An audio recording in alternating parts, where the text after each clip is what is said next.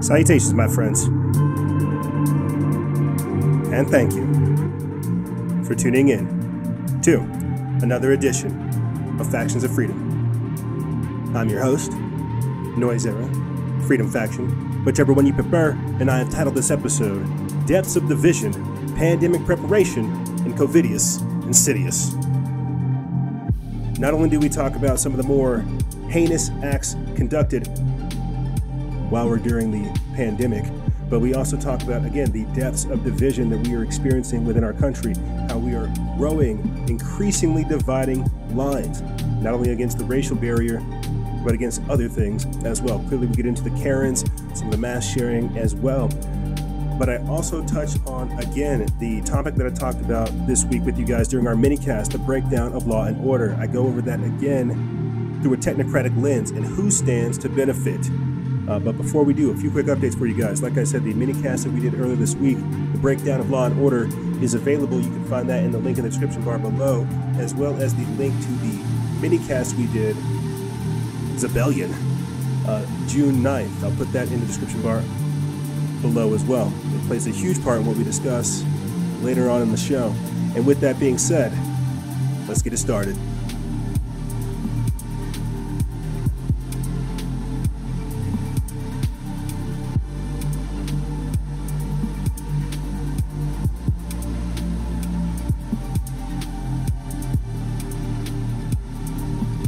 Salutations, my friends, and thank you for tuning in to another edition of Factions of Freedom. I'm your host, Noise Era, Freedom Faction, whichever one you prefer, and this is show number 1033, Season 10, Episode 33. You may have noticed that, like our previous episode, there's a noticeable sound quality difference. Well, there's a reason for that, gang. And I'll just shoot you straight. It's because, well, like I was telling you a couple episodes ago, it was convenient for me to use the previous setup that we had. I had to sacrifice power for sound quality. That's why some of the episodes were relatively short. Is because, well, my battery was dying while I was recording.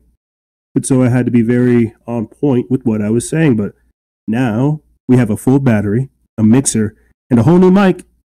So we don't have to worry about that anymore. Yes. Yes. And it sounds pretty good, too. I'm not going to lie. I'm generally surprised that this is mine, that I did this. And so, yeah, we had to sacrifice power for sound quality, but now we don't have to worry about that. And like a baby's first birthday, man, I am excited. I'll shoot you guys straight. This has been a really busy personal week for me. You may have noticed because there's been a lack of posting, basically like throughout the entirety of the week. And I won't lie. It's kind of good because everybody's been hopped up on this debate madness and this debate depression and this debate malaise that I've just been, I won't lie, out there busy making money. This new job that I got is basically me going over documents with people and being paid to do so. And it's pretty crazy because it is worth my time. And it's just wild. That's all I'll say, because that leads me into what I'm talking about to intro this episode with, wielding time or weaving time. And I'm just hoping that I don't get greedy with, with the money and the work that this other job's going to bring into my life, because it is definitely more money than I've ever seen. And I've lived a life without money, really humble and deep to the ground. And now I'm making stupid money, which is going to be crazy. And it's all going to basically be thrown into this and my family. And it's just wild to think about. Wow, here's where we're at, And I'll say this too, because this is just another quick little tidbit for the intro. Longtime listeners, man, you guys remember a time before breaks, before we even took, breaks in between things. And here we are with relatively decent sound quality, various guests, different show styles and show formats. And, it's just crazy to see the evolution of things. And so when I'm talking about, weaving time or wielding time, it's like, it's almost borderline indescribable how to explain it, man, because time is so fast and we have only so long here, and we're not here for a long time, but we're here for a good time, and trying to figure out how to balance that, with your purpose amongst progress, and then having a playful moment as well. It's hard. And so I'll put it to you this way. I'll try to start getting into stuff. The other day I was out going over documents with people, and I had to go to a Starbucks, and I had to have like a seating area because there were multiple people, and they had to fill out documents, and inside of the Starbucks was basically shut down. So I said, well, can I sit out here? I didn't ask to sit out on the patio yet because it was really windy. I didn't want documents falling over the place. And so I wanted to sit inside. And, I think that they were caught off guard because I was, dressed to the nines. I was in my suit, looking good, wearing the mask. I was playing the chicken game, and I wasn't being abrasive like I typically am. I was playing the rules. And I think it was because I was a cool, calm, collected black dude up there trying to ask for just a little bit of assistance. This lady generally was thrown off by my presence, and I could see like the hatred in her eyes by simply having to interact with me. And I'm like, wow, I'm sorry that I offended you simply for asking for an additional share. This isn't even for me. It's for the guests that I'm going to be meeting. And it was just so strange getting that kind of vitriolic response. And so I sat there, waiting for my guests to arrive. I was going over the documents, reviewing things, making sure that I had signed everything that I needed to. And, I swear, it's like they turned on the music, turned it up louder. Like as I was going over it, I kid you not. And so it got to a point to where, I left inside of the Starbucks. And as soon as I came outside of it, the guest, the client that I had, he was waiting for me right outside.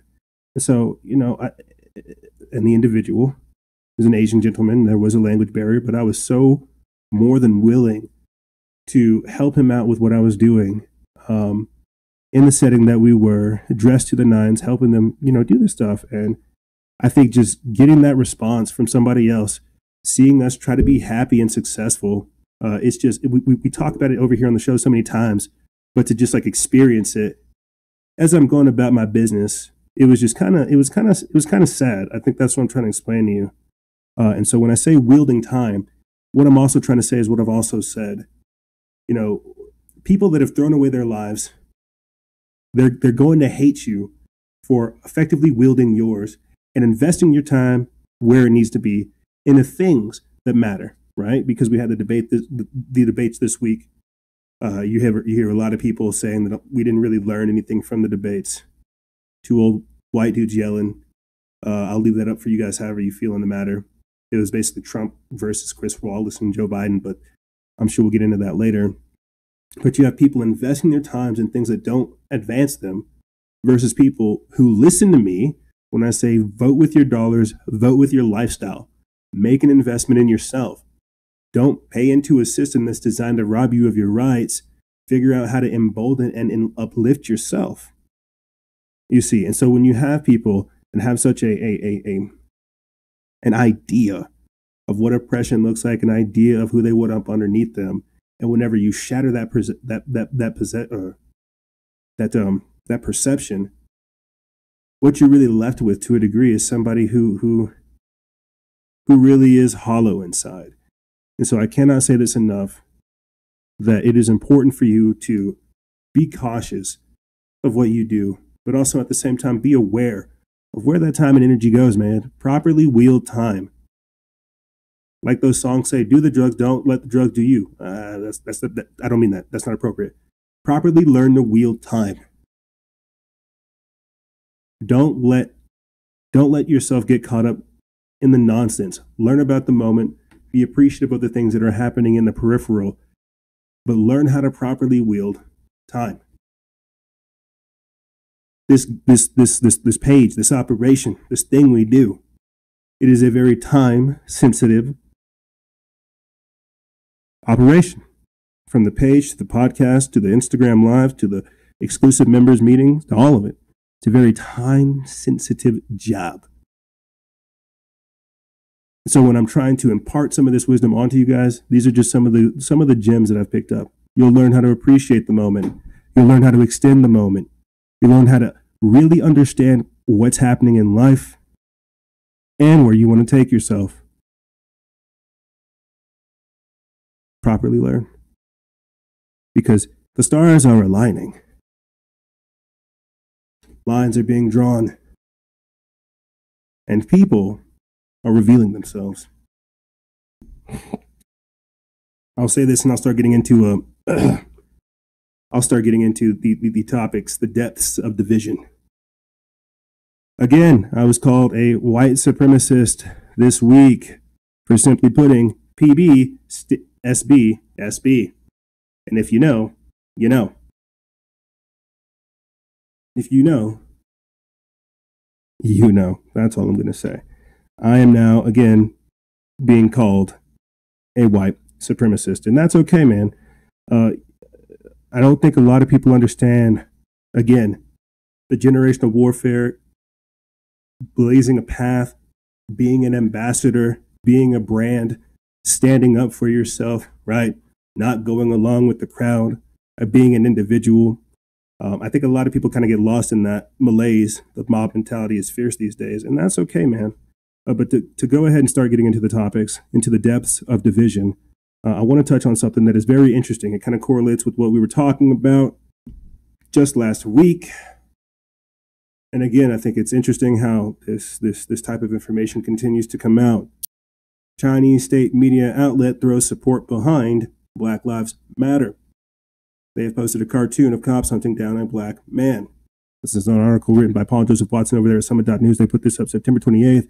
And before I get into this, this is a real tweet from China's Xinhua News, a Chinese state-affiliated media, where they're saying, they put this up at 3:25 a.m., September 27th.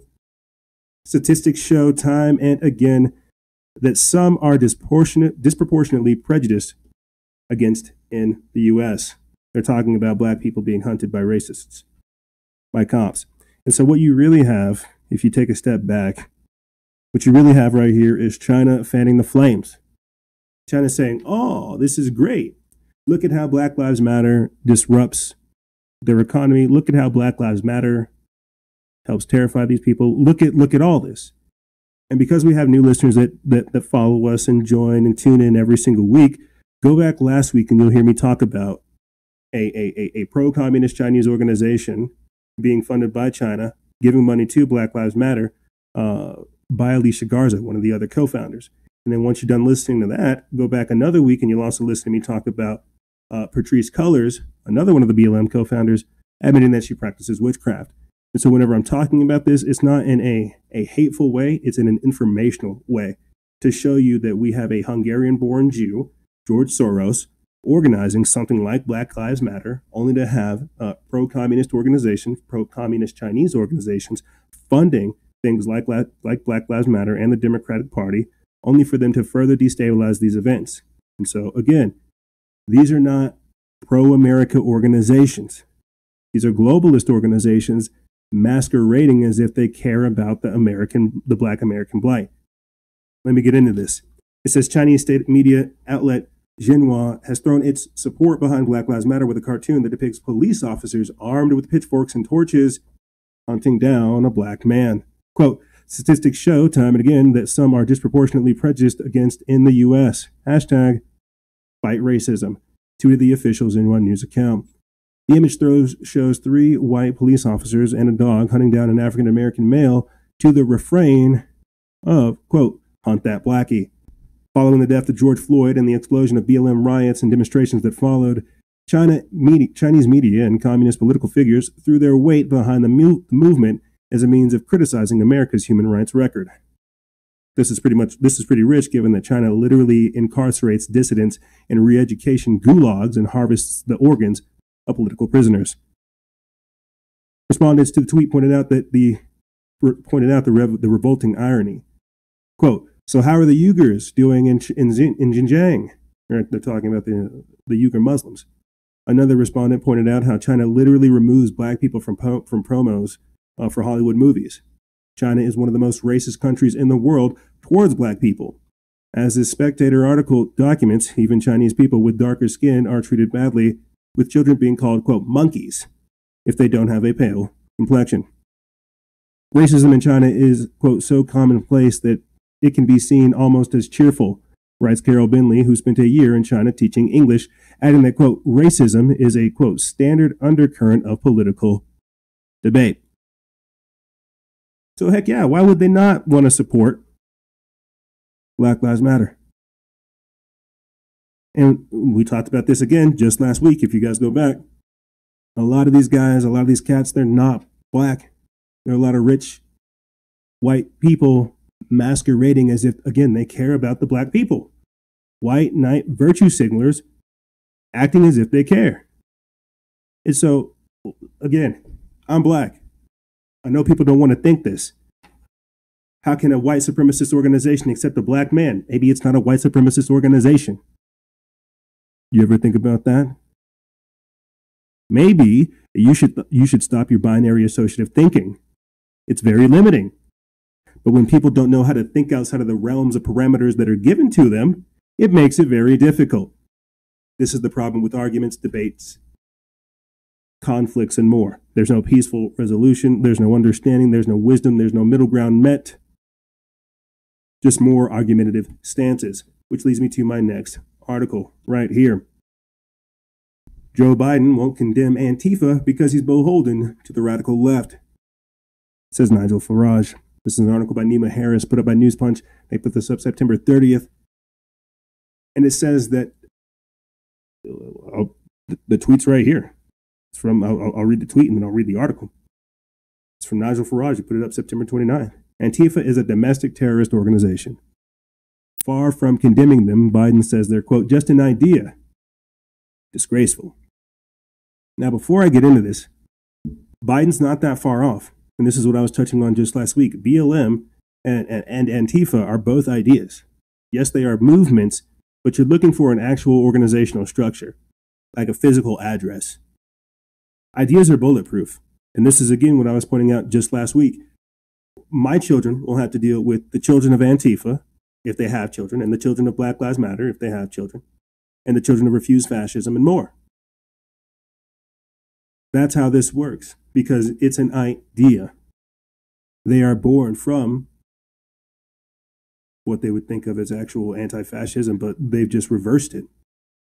And so I'm not giving Joe Biden a pass, but I'm saying it makes it difficult for him to condemn an idea because they're very sophisticated in their marketing. They're not actually against fascism. They're engaging in fascism to masquerade as such. It's very sophisticated. So senile, demented, old Joe Biden can't do that. And like Farage said, he is beholden to them.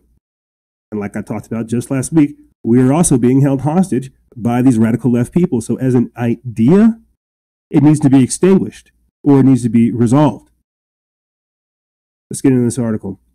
It says that Democratic presidential nominee Joe Biden defended the far-left anarchist movement Antifa as a, quote, idea, not an organization, during the first presidential debate on Tuesday. According to Nigel Farage, leader of the UK's Brexit Party, Biden could not condemn Antifa because he is beholden to the radical left and fears losing their support in the upcoming election. Breitbart reports that in an interview with Talk Radio's Mike Graham on Wednesday morning, Mr. Farage balked at Biden's refusal to condemn the radical anarchist group, saying that, quote, I've seen Antifa turn up at my meetings, threaten members of the public, and that's in this country. Quote, this is deeply unpleasant. This is a deeply unpleasant, violent organization, and Biden cannot condemn it.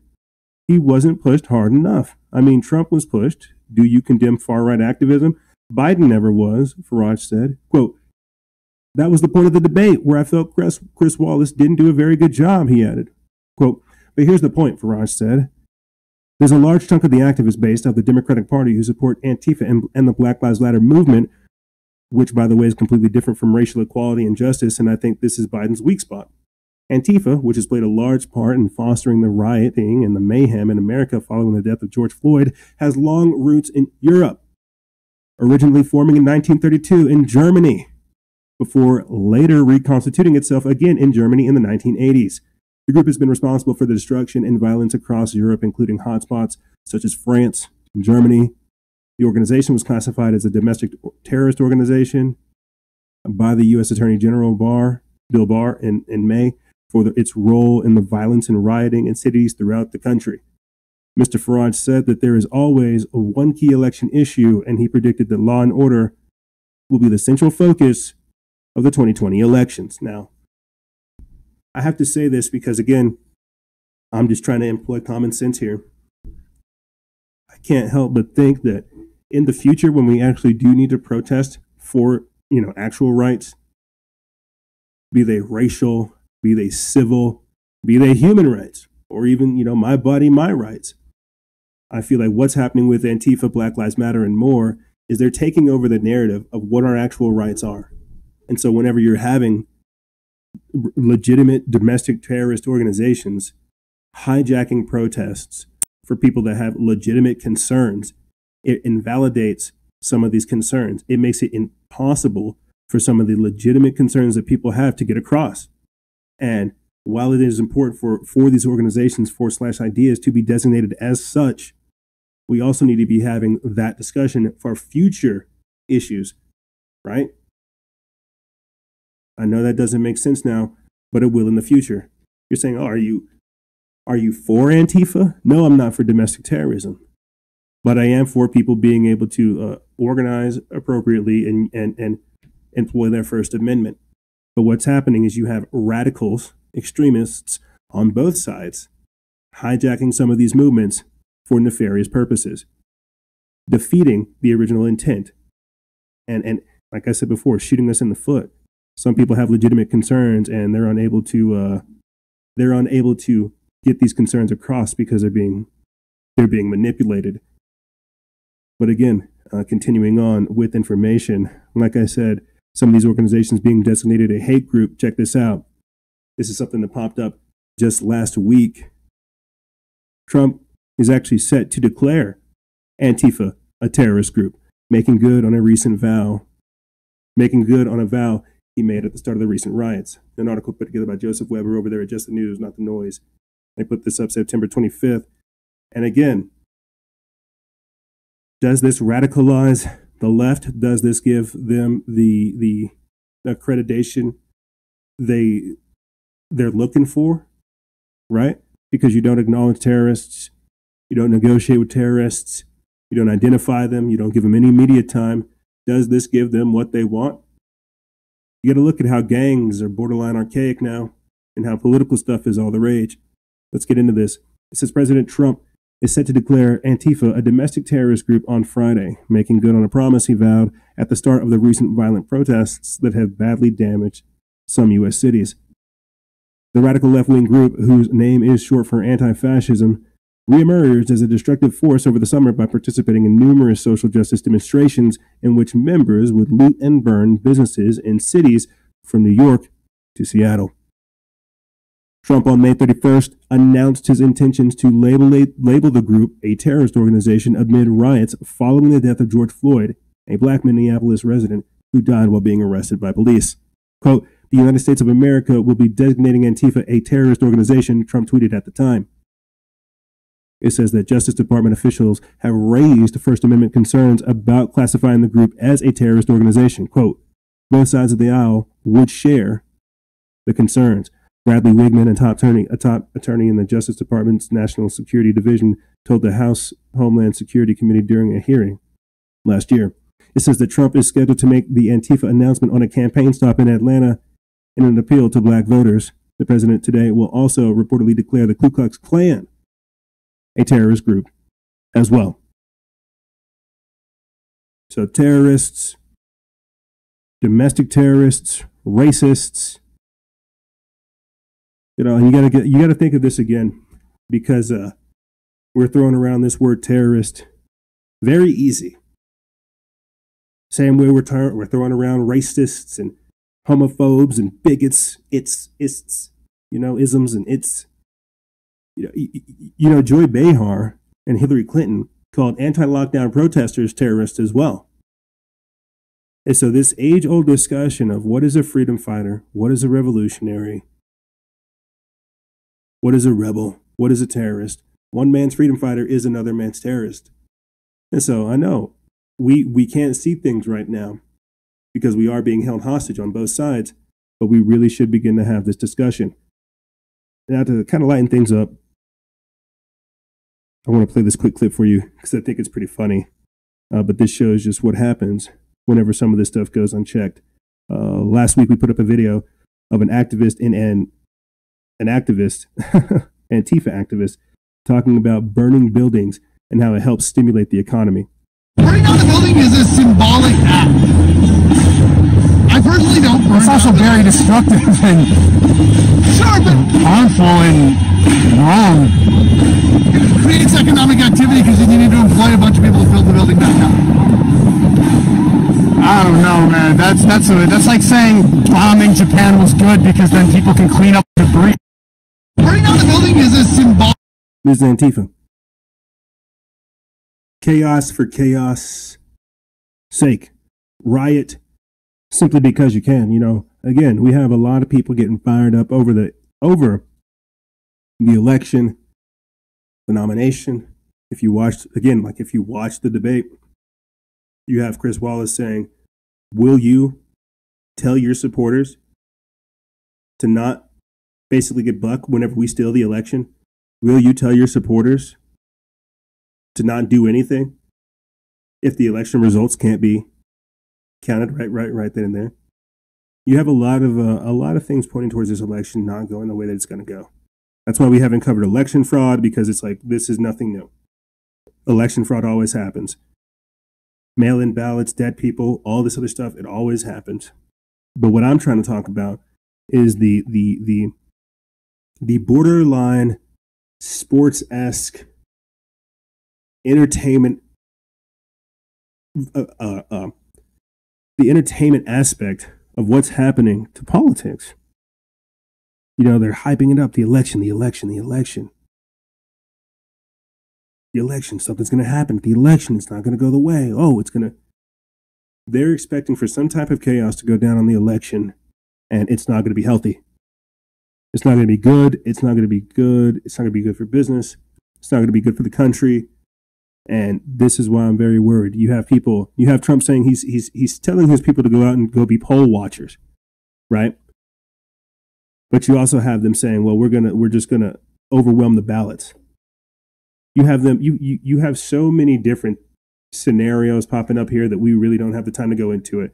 We've talked about it in the previous episodes, the Transition Integrity Project, where they've run at least 4 different scenarios of how this thing could go. You've had Nancy Pelosi coming out saying that they will remove him. Joe Biden has said that the military will remove Trump if necessary. Some very, very sketchy stuff has been talked about this election and what's going to happen after it. We are truly seeing a fight for the soul of this nation right now. Globalism attacking nationalism, attacking America. Let's get into this right here. This comes from Ricky Scaparo. They put this up at End Times headline, September 25th. It says Pentagon fears the military may be involved in the coming election unrest. It says senior Pentagon leaders have a lot to worry about. Afghanistan, Russia, Iraq, Syria, Iran, China, Somalia, the Korean Peninsula. But chief among those concerns is whether their commander-in-chief might order U.S. troops into any chaos around the coming elections. President Trump gave officials no solace Wednesday and Thursday when he again refused to commit to a peaceful transfer of power no matter who wins the election. And Thursday, he doubled down by saying that he was not sure the election could be, quote, honest. His hedging, along with his expressed desire in June to invoke the 1807 Insurrection Act to send active duty troops onto American streets to quell protests over the killing of George Floyd, has incited deep anxiety among senior military and Defense Department leaders who insist they will do all they can to keep the armed forces out of the election. Yeah, I got to say this right now. The idea of putting troops on the streets is dangerous. You got to think about this. You're pulling cops off the street and you're putting military people on the street. That's dangerous. That's martial law. We talked about that earlier this week. The breakdown of law and order, and what will replace it. But here, let me get back into this right here. It says, quote, "I believe deeply in the principle of an apolitical U.S. military." General Mark A. Milley, chairman of the Joint Chiefs of Staff, said in a written answer to questions from House lawmakers released last month. Quote, "In the event of a dispute over some aspect of the elections, by law, U.S. courts and the U.S. Congress are required to resolve any disputes, not the U.S. military. I foresee no role for the U.S. armed forces in this process." But that has not stopped an intensifying debate in the military about its role should a disputed election lead to civil unrest. Yeah, because again, the Civil War goes even over there. You don't have an apolitical military anymore. You have people who believe that we should become this fascist dictatorial state, who believe that politicians are incompetent and that the military should rule. I know this is crazy, but again, this is the breakdown of law and order. I don't want to say trumping in the technocracy, but really understand the borderline historic days we're in. Continuing on, this is on August 11th, John Nagel and Paul Yingling, both retired Army officers and Iraq War veterans, published an open letter to Milley on the website Defense One. Quote, "In a few months' time, you may have to choose between defying a lawless president or betraying your constitutional oath," they wrote. Quote, "If Donald Trump refuses to leave office at the expiration of his constitutional term, the United States military must remove him by force, and you must give that order." Craziness. And like I told you, you don't really hear them talking about the White House siege right now, do you? No, keep that hush-hush. You see, you got to let that incubate. You can't tell people about all that crazy stuff that's going on. Just let them fester. Let them grow. Let them get angry. Don't touch the protesters. They're peaceful. You keep your distance. You keep your mask on. But those protesters over there, those people burning stuff down, they're peaceful, all right? You understand me? You leave those alone. China said they're cool. China said they were cool. This is where we are right now, ladies and gentlemen. This is where we are. It's where our cops arrest us for defending ourselves. We can't even have free, fair elections. Our votes mean nothing. That system's trying to rob us of our rights. You have people saying no borders, no walls in the USA at all. America was never great. F your God, F your country, F your existence. Your life doesn't matter. It's like, wow, where did all this evil come from? And where was it before? Truly, it cannot last because it's not sustainable. I think if you want the truth, and this is why I don't really worry, because it's not going to last. They may have breakouts of intensity, breakouts of rage, but it's not sustainable, man. You know, as a political model, it's not sustainable to enforce this much with this much resistance. It's not sustainable to, again, I don't even know how many days they've been protesting over there in Portland. I don't even pay attention anymore, right? With Chaz and Chop. It's not sustainable. And so I'm not sure what that means, but what I'm trying to tell you is it's not something that's going to last, and it will be dealt with. Just not in the most respectful way. Again, when you go from protester to rioter to terrorist, you've lost your rights. And that's kind of what they're doing. It's part of the long game. It's a very, very sophisticated game at that. But continuing on, check this out. This is more of this terrorism that we see happening and some of the chaos, this lawlessness is taking place. It says that there was an LA driver crossing a BLM protest who got chased, beaten, and arrested on live TV. Yeah. Be chased and arrested. The cops arrested the man out of the Prius. because they wanted to either appease the mob or stop him. I'm not sure, but it says that the driver of a white Toyota Prius who had carefully weaved through a BLM protest was heckled, chased down by a black pickup truck leading the protest, and then assaulted on Thursday night. The driver was then arrested. Quote, "It wasn't traveling at a fast speed. It was inching forward, trying to get past. And that upset people," said photojournalist Christian Montesora. People in the crowd began striking the car's windows and doors. It's a Prius. They're driving eco-friendly. How could this agitate you? It says after the Prius cleared the crowd, a black pickup truck with several people sitting in the bed gave chase, accelerated, ahead of the Prius, and pulled to an abrupt stop. A man got out of the truck and, according to the footage, appeared to try to pull the driver out of the Prius. The Prius reversed and collided with a green Mustang convertible, which was associated with the protest. According to the LAPD, a person got out of the convertible and began striking the Prius with a flagpole. Wow. The footage shows, and another person arrived on a skateboard, which he then used to smash the Prius's windshield. The motorist drove off, but was detained a few blocks away by the LAPD. No one was injured in the incident, according to police. A report put out by the LA Times. And for audio listeners, I'm about to play that clip because this is that mob mentality. This is what happens when you just let people just continue to lose their mind. Oh, there's no audio? Perfect. I'll narrate it. Yeah, the Prius is trying to swerve off. Prius is driving away. Looks like they're in the clear. A white Prius, and now a bunch of the demonstrators are trying to catch up to him, including that black pickup. Yep, here comes a black pickup truck. Pulls off in front of him, cuts him off. Wow, this is some stuff straight out of a movie, bro. Have the driver pretty much boxed in. And then, yeah, dude tries to get the person out of the car. One of the demonstrators is now trying to pull the driver out of his vehicle. Right there, just collided with another car that was also part of the demonstration. And an additional person getting out. And you see that one person using what looks like a flag, perhaps a skateboard there, to damage this Prius. And now the driver is able to get away. Wow.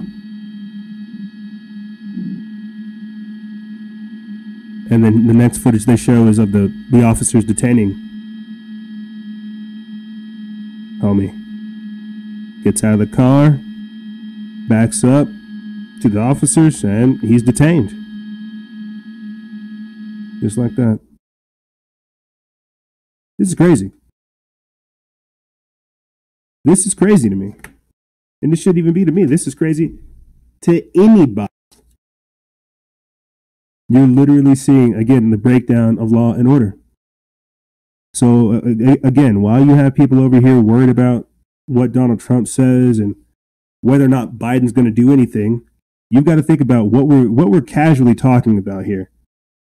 That people feel okay to just chase people down the street and beat them. Pull them out of their car and try to beat them. This isn't the first time we've seen this. Now, while this footage is going, I'm going to read real quick from this article from Signs of the Time. We put this up September 25th. It says more than 300 have been charged with crimes committed under the guise of peaceful protests since late May. It says that the Department of Justice on Thursday announced charges against more than 300 people who allegedly committed crimes since the end of May, quote, under the guise of peaceful protests. Fox News has learned, quote, through these acts, these individuals have shown minimal regard to their communities and for the safety of others and themselves. Hundreds of people were arrested in 29 states and accused of federal crimes ranging from attempted murder, assault of a law enforcement officer, damaging federal property, and arson, the Justice Department said. Quote, violent opportunists have exploited these demonstrations in various ways, a Justice Department press release said. 40 of the 94 U.S. attorneys' offices nationwide have filed federal charges, quote, committed adjacent to or under the guise of peaceful demonstrations, according to the agency. Of more than 300 people arrested, roughly 80 were charged with crimes involving arson and the use of explosives. What we talked about just last week, all those crazy fires that popped out of Oregon and California. In one incident in Virginia Beach, a man allegedly said he would set fire to a church frequented by black people, the report states. And in another case, this one in Washington, D.C., a man suffered severe burns after he became engulfed in flames shortly after pouring a, quote, liquid from a gas can onto 3 U.S. Supreme Court police vehicles, the agency said. A federal arson conviction carries a sentence of up to 20 years in prison, and 35 of the people were charged in connection with assaults against law enforcement officers, all but one of which are alleged to have occurred in Oregon. A man in Portland allegedly attacked a U.S. Marshal deputy with a baseball bat in his neck, back, and shoulder after approaching him from behind. Meanwhile, in the only other case outside of Oregon, a man in Boston fired 11 bullets at a federal and a local law enforcement officer. Any person convicted of, quote, felony assault of a federal officer with a dangerous weapon faces a maximum sentence of 20 years. About 15 people were charged with allegedly damaging federal property, the department said. Meanwhile, 30 others were hit with charges linked to civil disorder. So, as they have us fighting over black, white, color, creed, all these things, right, getting us to get stirred up against one another, they're releasing the robots. They don't really care about you. I should really tell you guys that. They truly don't. They are whipping us into a frenzy, having us come at one another, destroying each other. You see, I said this before and I'll say it again. You know what? Before I say the pitchforks and torches thing, you know, prior to Donald Trump coming into office, a lot of people were really aware of the left-right paradigm. People were waking up and they were shaking off this delusion. You know, I watched earlier this week this documentary that kind of turned me who I am, Conspiratus, the Satanic Illuminati Conspiracy by Insidious. I watched that in 2009, and I was just watching how so much of that stuff has come true, from satanic ritual abuse to the Bushes to Bohemian Grove to just MK Ultra, you know, child sex trafficking, and so much more. And I look at where we're at today, and Trump came in to basically pacify those people who were deeply aware of the corrupt system. And so I understand that Trump is America's last hope, what people think, but you've also got to understand how he, like you, were put there to kind of pacify us and lull us into a false sense of security so that we would go along with things. And I know it doesn't seem like people think we're going along with things, but no, to a degree, we're going along with things. The passivity is emboldening some of these actions. And because they're not seeing actual authentic resistance and pushback, some people are being like manipulated into positions of control. So this is a very, very sophisticated game. That's why it's not easy to say, oh, it's the left, oh, it's the right. No, it's a very, very sophisticated game. That's why I say that all the king has to do is get the people with the pitchforks against the people with the torches. Then the king doesn't have to do anything. I understand people want to put that hope there, but you've got to understand that we are all we have.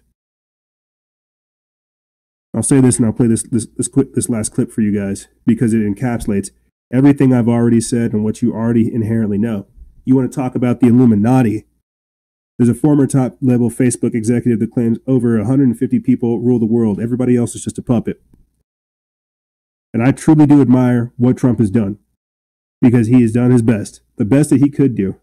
I truly do imagine a man fighting to pull stuff out of a black goo sand pit, sand trap. That's what fighting the swamp is. He is being drained into the swamp and he's being taken there. And we'll be there too, don't you worry. But there are people that control these things, and they are controlling us to destroy ourselves. The very same people that are getting people to destroy their own community are getting us to destroy our own country. We just can't see it yet. The same way these people can't see it yet. It's not felt. It's not seen. because we're caught up in the moment. Now, this clip I'm going to play for you guys, we've covered it when it came out a couple years ago by Achmath Palaptia, November 10, 2017, at the Stanford Graduate School of Business. I'm sure I pronounced his last name wrong. But he's saying what we already know. And so these 150 men, right? Could this be considered the Illuminati? Could this be the controlling oligarch?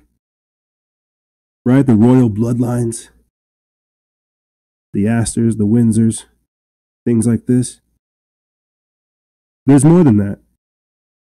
I even said this, that with the technocracy, the scientific dictatorship, with things like Fedbook, Twitter, YouTube, TikTok, and more, people are being controlled. They can't comprehend the Illuminati, but they download Facebook and get orders from YouTube. Let me get into this. This is an article put up by the Free Thought Project. It's written by Gavin Niscimento. They put this up September 30th. And it says that, quote, here's the thing. There's about 150 people that rule the world. Anyone that wants to go into politics, they're all effing puppets, okay? There are 150, and they're all men. They run the world, period, full stop. They control most of the important assets. They control the money flows. And these are not the tech entrepreneurs. Now, they're going to get rolled over the next 5 to 10 years by the people that are really underneath pulling the strings. But don't you worry. They're for sure going to seize power. There's a deep connection between money as an instrument of change and what you're doing now at social capital. Here's the thing. There's about 150 people that run the world. Anybody who wants to go into politics, they're all fucking puppets. Okay? There are 150, and they're all men, that run the world. Period. Full stop. They control most of the important assets. They control the money flows. And these are not the tech entrepreneurs. Now, they are going to get rolled over the next 5 to 10 years by the people that are really underneath pulling the strings. And when you get behind the curtain and see how that world works, what you realize is it is unfairly set up for them and their progeny. Yep. I'm thinking very... Thank you. Now, if you want to talk about real supremacy, that's what it is. You'll have racists that say, oh, it's Jewish supremacy, oh, it's white supremacy. Oh, no. You see, there are supremacists in every single race. That's why I tell you, it's the Illuminati. Again, the breakdown of law and order, the lawlessness and the authoritarianism, there is a controlled organization taking place right now, and you're seeing it. Some of this is being green-lighted. The chaos is being allowed. So is the response. So is the censoring of information. Society is being engineered right now. And I hope you're able to see it. But let me get back into this article. It says, some of you may remember Chamath Palaptia from his warning that social media was, quote, ripping apart the social fabric of how society works, which received generous attention in the media and went viral as a result. What most people completely missed, and what no single major media outlet reported, is, at least to the best of my knowledge, was when he explained that, quote, 150 men rule the world and they are, quote, going to roll over the tech entrepreneurs in the coming years. Within just a few months of these unambiguous claims, a series of controversial laws from different governments were either proposed or passed that would impose harsh penalties or fines on tech companies that did not censor postings considered to be, quote, harmful or dangerous by the authorities. In Germany, for example, the government passed a law that would fine social media sites up to 44 million euros. I'm hoping that's right. Pounds or euros. I'm going to go with euros. If they did not remove whatever they decided qualified as, quote, hate speech within 24 hours. Similarly, the European Union proposed that, quote, terrorists' content could be taken down within an hour or face harsh penalties. Repeat offenders could be sanctioned by up to 4% of their global turnover, which amounts to billions and billions of dollars. As we all presumably know by now, the censorship has grown to unprecedented levels. I myself had my YouTube and Facebook accounts deleted, as the Free Thought Project, amongst many others who have been accused of, quote, inauthentic activity or something equally as ambiguous. And the reason why they want to keep it ambiguous is because we're on their tail. We know what they're doing, and we're trying to warn you. We're trying to build systems to make you aware, to empower you. But the same way that some of these protests are designed to be the voice of the people, they're being hijacked for nefarious purposes. So when we talk about the depths of division, you truly have to really comprehend what's going on. That's why I don't tell you to vote for a political party. Vote for a candidate. I tell you to vote with your lifestyle and vote with your dollars. But ladies and gentlemen, we're going to take a quick break, and when we come back, we're going to be getting into pandemic preparation. Again, the breakdown of law and order leading to lawlessness and authoritarianism, as well as some other strange things that are happening out there on the streets. I won't lie, it's been a rather busy personal week, so this second segment might be a little fluff. But we're going to take a quick break, and when we come back, we're going to be getting into more on the other side. Ladies and gentlemen, don't go anywhere. This is Freedom Faction over here on Factions of Freedom, and we'll be right back right after this.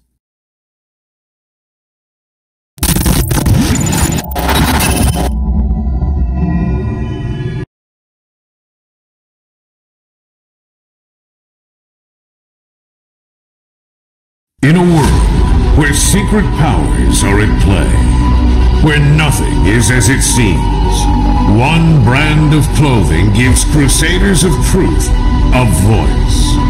One brand in the fight against terror, deceit, and destruction. We are not merchants of fear. We are not a parody of free thinkers. It was almost like they ignored it because they wanted it to happen. I occasionally think how quickly our differences worldwide would vanish if we were facing an alien threat. This season, get ready to awaken the masses. Forget the politicians. Politicians are put there to give you the idea that you have freedom of choice. You don't. You have no choice. You have owners. They own you. Forbidden clothes. Because if you know, you know.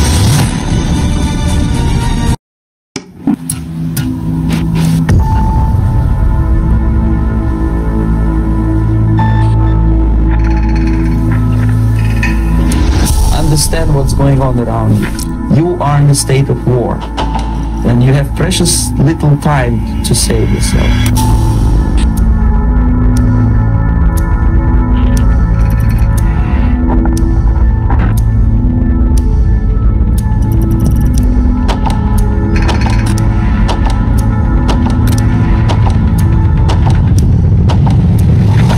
It's a slow process which we call active measures.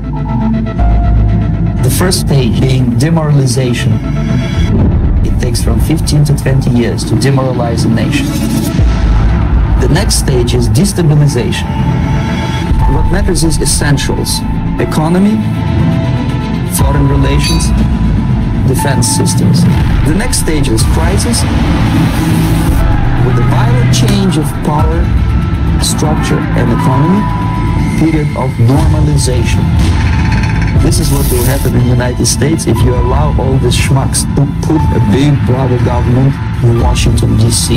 who will promise lots of things, never mind whether the promises are fulfilled or not.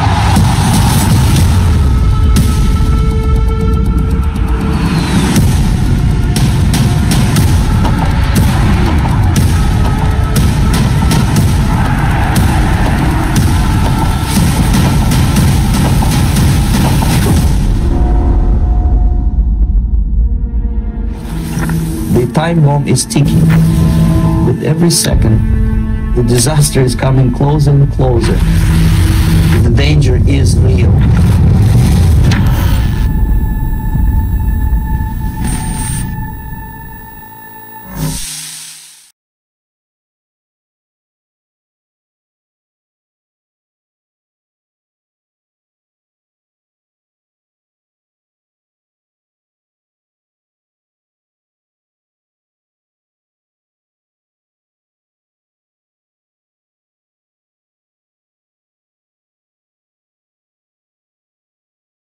Welcome back. Welcome back. You know, we are a always ever growing organization that truly does learn from trial and error. And I think that's what people can that's what people like about us, is that we're not like we're not polished like what you see on the social media and on the YouTubes and the Fed books, right? We're not polished like that. We don't come from that type of pedigree. You know, we don't do these type of things. And so as we're always growing, improving our craft and, you know, sharing some of these things, how it works, I think that's what people can relate to. You know, is that I really am just like every other random person out there that sees this type of stuff go down. And thanks to myself, gosh, like, how did it get this bad? Why is this here? You know, what else can we do? This cannot be it. And so as we all collectively take this journey into the abyss, I'm holding your hand. You know, you're holding my hand, and we're essentially trying to encourage one another to take each day with each step, man. You know, each day by each day, step by step. We're learning our power. We're learning our rights. We're learning what we have to do, and that's what I was touching on just last week with you guys. That you know, we don't really have laws for where we're going, and so some of the actions that people are taking are creating new processes and new laws and new systems, man, because this is not normal, nor is it right. And so whenever they hit you with the predictive programming, telling you that everything's okay, it's just the new normal, well, 15 days to slow the spread, don't trip. This pacified people, this scrambled people's already, you know, shattered brains. They said, oh, okay, well, I'll just put the mask on. I'll dissociate from reality. Just tell me when I got to come back. And, you know, people don't know. And so when they're being told, oh, just keep the mask on, everything will be all right. Look at these terrorists that don't have theirs on. Oh, yeah, look at these terrorists. You see the manipulation. And so whenever we talk about this relationship we have, about the growth, where we've come from, the honesty that's required, and again, just what's expected of us, it's kind of crazy to see everything else out there. Now, I'll say this and I'll start getting into stuff. I was thinking about this before getting into the episode, man. I don't really have the luxury of laziness or ignorance, because that truly is a luxury, if you ask me. I don't get that. I don't get to be stupid. I don't get to be foolish. You know, I don't get to say, oh, I don't know. I don't get that, you know. And most people use that as a cop-out. And that's a sad thing to think about, because we have a lot of people putting their heads in the sand, using ignorance as a badge, telling you, hey, what are you doing being informed? Be stupid like me. Throw away your life like me. Don't do nothing like me. And you think, gosh, like, you can't be serious, can you? And this is where we are. So, pandemic preparation. Again, learning how to effectively wield time. Because time is short. But going ahead and getting started with this segment, you know, just last week, going into the weekend, there was a very interesting video that popped up of a Boston Dynamic robot dog that was just spotted out on the city street by itself. I'll play that quick clip for you guys, and then I'll continue on. It's pretty, I think it's pretty cute. It's two girls getting ran up on by a robo-dog. Oh my god! Oh my god! Hello, friends! Oh my god! I love you! Jesus Christ! I love you so much! Oh my god.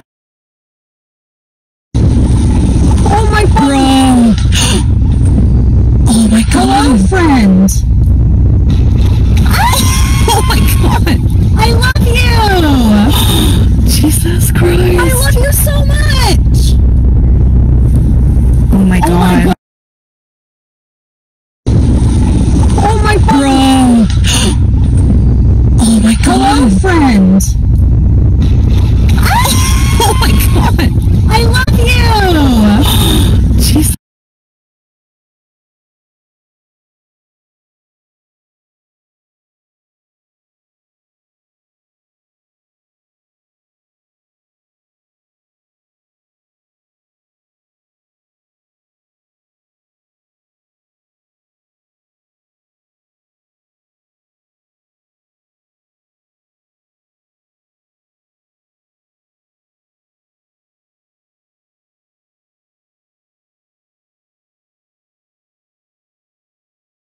Sorry about that. Technology froze on me. I don't know what that was about. Sorry about that, gang. I don't know what that was about. I guess we just won't play that with sound then. Again, sorry about that, ladies and gentlemen. I don't know what was going on.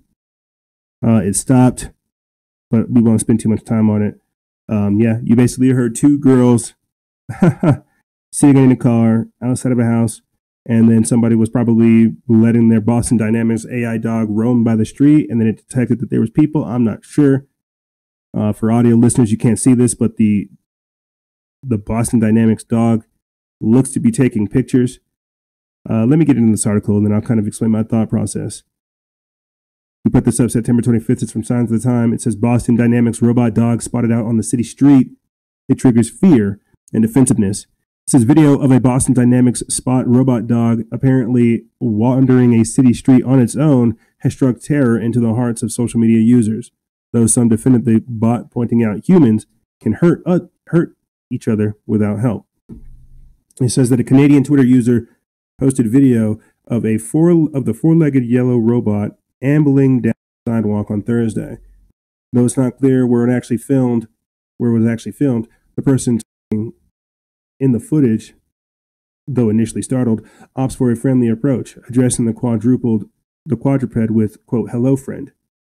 The dog bot turns toward the camera person and appears to snap photos before walking away. Now, before I continue on, what I want to say is this, and this is kind of what I was alluding to in the previous segment, that the 150 men, the tech entrepreneurs outside of that, right? The technocracy, the scientific dictatorship, we've kind of seen this happen throughout the entirety of 2020. How government has essentially become useless and technology is going to lead us forward. Technology is going to tell you the do's and don'ts. That's the technocracy. Now, when we're talking about defunding the police and pandemic preparation, you're not going to want to have humans that go out there and beat their fellow humans to tell them just to put a mask on. You don't want to have people tase and arrest mothers outside of their football games simply for not having a mask, but you will deploy the robots. You will deploy the robots in the hostile environments. You will deploy the robots to go deal with people. You will go deploy the robots to make sure that people have their masks on. You'll take pictures of them, right? Really think about where we've come with technology and where people's mindsets at, right? Facial recognition software, palm reading technology, biometric readers and things of this nature, Elon Musk's brain-to-machine interface. And this is all happening underneath COVID-1984 in the year of 2020. So yeah, it might be cute having this robot just kind of wander down the street, but think about who might be using it. Continuing on, this is Boston Dynamics robots have been deployed in Singapore to enforce social distancing during the coronavirus pandemic, and some U.S. police departments have acquired their own. Consternation among civil liberty groups. However, the four-legged model has been available to the public since June for anyone with $74,000 to buy one, meaning that this particular spot might have belonged to a private citizen. The clip polarized social media users, many of whom were filled with horror at the sight of the seemingly autonomous metal canine. Shoot on sight, said one person. Many commented on Spot's disarmingly cute appearance. Quote, I hate this, but I also kind of want to sit on top of its back and go for a ride, one user tweeted. More than a few were reminded of the Black Mirror episode Metalhead, literally inspired by Boston Dynamics products, in which an armed and extremely persistent robot dog hunts and kills humans in a post-apocalyptic landscape. Spot's defenders noted that humans were already capable of doing plenty of damage without bringing robots into it, and insisted that technology should be embraced. Now, before we talk about embracing technology and stuff like this, we should really ask the question of who's making the technology, what is the purpose of the technology, is this for me? Who's programming the robots, right? Trust the robots because they're unbiased arbiters of truth. They don't have a bias. They don't have an agenda. Well, who programmed the robots? Who put in the information? I talked about this earlier this week. The same forces that are behind Bill Gates are the same Nazi forces that were behind the IBM Hollerith machine. The same machine that put the numbers on the Jews during the Holocaust. So the same social credit score system that wants to be created by China and Bill Gates is the very same system that was used by the Nazis in that time frame. You get where I'm going with this? So who's programming these machines? Who's giving you your social credit score factor? And all these other things. This is a world that people really have to start thinking about. So when I ask the question of the breakdown of law and order leading to lawlessness and authoritarianism, it's going to be super ambiguous. Extremely ambiguous. That's why they say, do as thou wilt shall be the whole of the law. But what they'll do is they'll have algorithms decide what is acceptable. Like, it's so sophisticated where we're at right now, and that's why all I can keep saying is that word, and I know that's not fair because we need to explain that sophistication. But we're seeing people's rights go away, and we're having a very, very narrow path to walk down, which resembles freedom. And so when we're talking about declaring people as domestic terrorists, disappearing people, and things of this nature, that's again what I would call authoritarianism. That's not fair. Like, think about this. Who's to say this Boston Dynamic robot's not out there to, like I said, watch people who don't have masks? Is that fair of the cops to say this person doesn't have a mask, let's target them and then show up at their house and then arrest them or contact trace them because they may have had COVID-19? That's very, very dangerous. That's very, very sketchy because you have rights. But again, this is what I would consider authoritarianism. It's not fair. The breakdown of law and order, where we have an understanding of what our rights are, what the laws are, how this helps maintain order, and how we kind of go about that. But whenever that breaks down and it's every man for himself, well, then you're going to have people that are who get to a kind of radical justice mindset, thinking that they are the law, and in order for them to protect order, they have to go out there and deliver justice. But one man's justice is another man's revenge. Like, this is a very, very crazy and interesting time period we're in.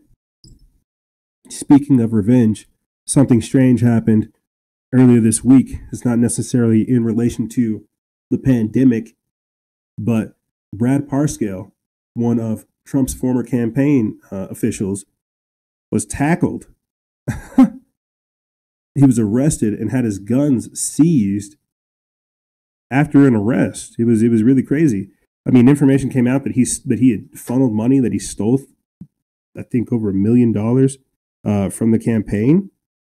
But it's kind of crazy to see that. Here, let me read a little bit of this, and then we'll continue on. It's crazy. It says, on Sunday, shocking news broke of the former campaign manager for Donald Trump. Brad Parscale had reportedly barricaded himself inside his home in a standoff with police. On Monday, body camera footage was released showing the incident. For those who may not know, Brad Parscale served as the digital media director for Donald Trump's 2016 presidential campaign, as a campaign manager for Donald Trump's 2020 campaign from February 2018 to July 2020, being replaced by Bill Stepien. This is on top of the body cam footage. Police also released a 911 call, which led up to the incident. The entire ordeal started when Parscale's wife called police for help, and police saw the cuts and bruises on his wife that she said were caused by Parscale. As the Sun Sentinel reports, the encounter with police started Sunday afternoon on DeSoto Drive, where Parscale, 44, lives with his wife, Candace Parscale. The couple had argued, and Candace said that her husband chambered a round into a pistol during a heated exchange between the two. It's unclear what they were arguing about, but she said she fled the house in fear and asked a realtor who was about to show a nearby house for help. The realtor called the cops. On the phone, Candace Parscale told a 911 dispatcher that she heard a gunshot shortly after exiting her home and was afraid her husband was going to kill himself. Later, she told an officer she couldn't be sure if she had heard a gunshot or a car backfiring. Quote, "Oh no, did he do that? Oh my gosh, your arms, both your arms. Has he been hurting you?" The realtor can be heard asking Candace. Candace told police that her husband suffers from PTSD and has had multiple guns in the home. Luckily for Brad Parscale, he had a personal friend who was a cop, Officer Christopher Wilson, who showed up with other officers who helped defuse the situation. Police were well armed, including donning an AR-15 with silencers, and appeared ready to pounce. You guys can read more over at the Free Thought Project, but I'm going to play that clip for you guys. And it's crazy. It's been a little while because he's acting crazy, and so I went outside to the backyard and let him just like show up. And he was just like going irate, and he like came out of his office, cocked a gun, went back and was like, okay, this is like fucked up. So I went to the front yard. Yep. Okay. And then I saw him like, I was sitting in the front yard, I was trying to give him space, chill out. I saw him like look out the window. Then I heard a loud boom. Hello, Brad. How you doing, sir? Hey, I got him on. Hey, Brad. How you doing? This is Officer Scad, the Fort Lauderdale Police Department. Oh my God. You okay? You okay in there? Okay. All right. Can you do us a favor? Can you walk out with no weapons? Can you come outside with no weapons, please? Okay, we're here at 25 with this subject. Sir, can you just come step out of the house? Charlie, we're 25 on the phone. All right, sir, just do us a favor. We're just trying to check on you. All right, we'll just. I know. Okay, that's perfectly fine. But just do us a favor and just come outside. Charlie 14. I still haven't went on. He refused to come out. Like went back inside, came back out of his office, like talked to his handgun, and went back inside. You got a lot of guns in the house? I think I had like 4 or 5. Yeah. And so, like that, or he has a shotgun, he has a rifle, he has a Glock.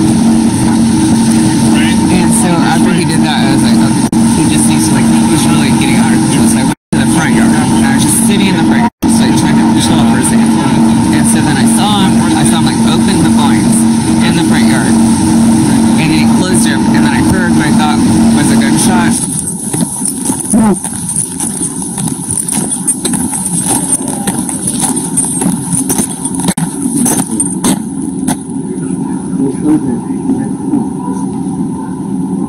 I'm not trying to kill myself. Okay, come on here. That's fine. I'm your friend. All right, relax. Okay. What's going on? She fucking. Let's finish it. Don't be angry. Relax. What happened? So, she started saying all this shit. Hey, get on the ground, man. Get on the ground. Get on the ground, man. Get on the ground, man. Oh, Jesus. I didn't do anything. I didn't do anything. I didn't do anything. Hey, now. Put your hands behind back. Put your hands behind back. Hey, we'll figure it all out, right? Don't worry about it. I didn't do anything. We're going to get you out I didn't do anything. We're going to get you out the ground in just a second, okay? Now, you have some of our black audience that'll say, well, if this dude would have been shot, he wouldn't have been taken into custody. And they're not wrong saying that. But there's a lot of very interesting things with this. Is this like a red flag gun situation? You know, is this an upset wife? Now, there's a lot of different things that go into this. But you know, the fact that this dude had no special treatment, being Trump's former campaign manager, I think that shows you again not necessarily how Trump lets people hang out to dry, but how underneath this new authoritarian system, everybody's a suspect. You don't get special treatment. You don't. And if anything, by stepping up, that's why they want to come tear you down. It's actually very, very crazy these days that we're living in. But to continue on more with pandemic preparation, a couple months ago, right whenever this first started happening, Shin Kuishi, a former lawyer, basically came out blasting the Chinese communists, saying that they're killing us, that they're damning us, that this is a hoax, you know, that this is a power grab, and then he disappeared.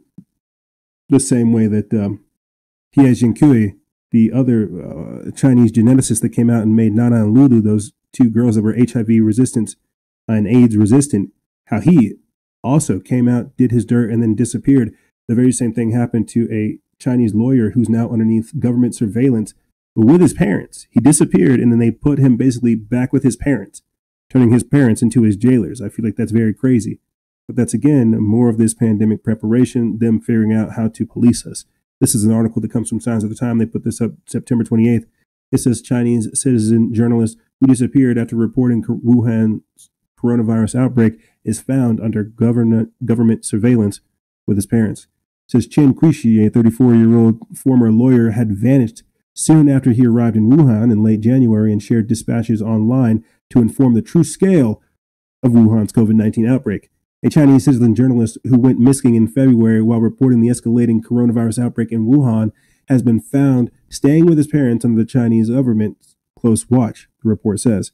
Chen Qishi, a 34-year-old former lawyer, had vanished soon after he arrived in Wuhan in late January and shared dispatches online to inform the world about the true scale of the central Chinese city's COVID-19 outbreak. Nearly 8 months after Chen's disappearance, his close friend has reportedly revealed that the independent reporter is being held under supervised surveillance at a designated residence in the eastern city of Guangdong. The news comes as an outspoken Chinese tycoon who called President Xi a clown over his handling of the country's coronavirus outbreak has been jailed for 18 years this week. Now here, let me stop right there. Supervised surveillance at a designated residence. Supervised surveillance. We've already talked about them putting people in quarantine facilities, FEMA camps, sheltered areas, right? All kinds of other strange stuff like this. This is crazy. That people basically don't even have rights at this point. That if you stand up to try to raise awareness about all these things that are happening. Yeah, I mean, he tried to warn the world about this coming from China and they silenced him. They disappeared him. It's a wonder that some of this information even gets to come out behind the Great Firewall of China.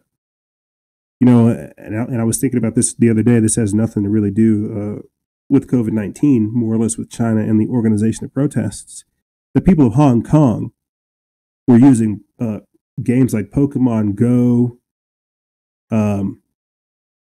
Games like Pokemon Go, I'll just say that one because that's what comes off the top of my head. They were using games like Pokemon Go as chat places for them to communicate because they were aware of government surveillance. They were using Discords, Twitches, they were using game servers as the communication and the organization hub in order to have some of the Hong Kong protests against China. And I think that's like so ingenious because, again, they're finding out ways to communicate the very same way that Chin over here is finding ways to get this information out about how COVID-19 comes from China. And this is another part of the cover-up. They're saying that this is not a virus that comes from China, that, like Pope Francis says, this is a natural occurrence, that we're actually being punished for our sins, for transgressing against the earth. But here, let me get back into this. It says Chen arrived in Wuhan just before the city went into lockdown in the hopes of providing the world with the truth of the epidemic, as he said himself. His reports detailed horrific scenes, including a woman frantically calling family on her phone as she sits next to a relative lying dead in a wheelchair, and the hopeless situation of patients in the overstretched hospitals. His disappearance was revealed by a post on his Twitter account, which has been managed by a friend authorized to speak on his behalf. His mother has posted a video calling for his safe return. One post on his Twitter posted in April read that, quote, "Who can tell us where and how Chen Qishi is right now? When will anyone get to speak with him again? Chen Qishi has been out of contact for 68 days after covering coronavirus in Wuhan. Please save him." On Thursday, Zhu Zhidong, Chen's friend and Chinese mixed martial arts star, said in a live stream YouTube video that Chen was, quote, "in good health, but was still under supervision by a certain government department," according to South China Morning Post. You think they got one of those for me?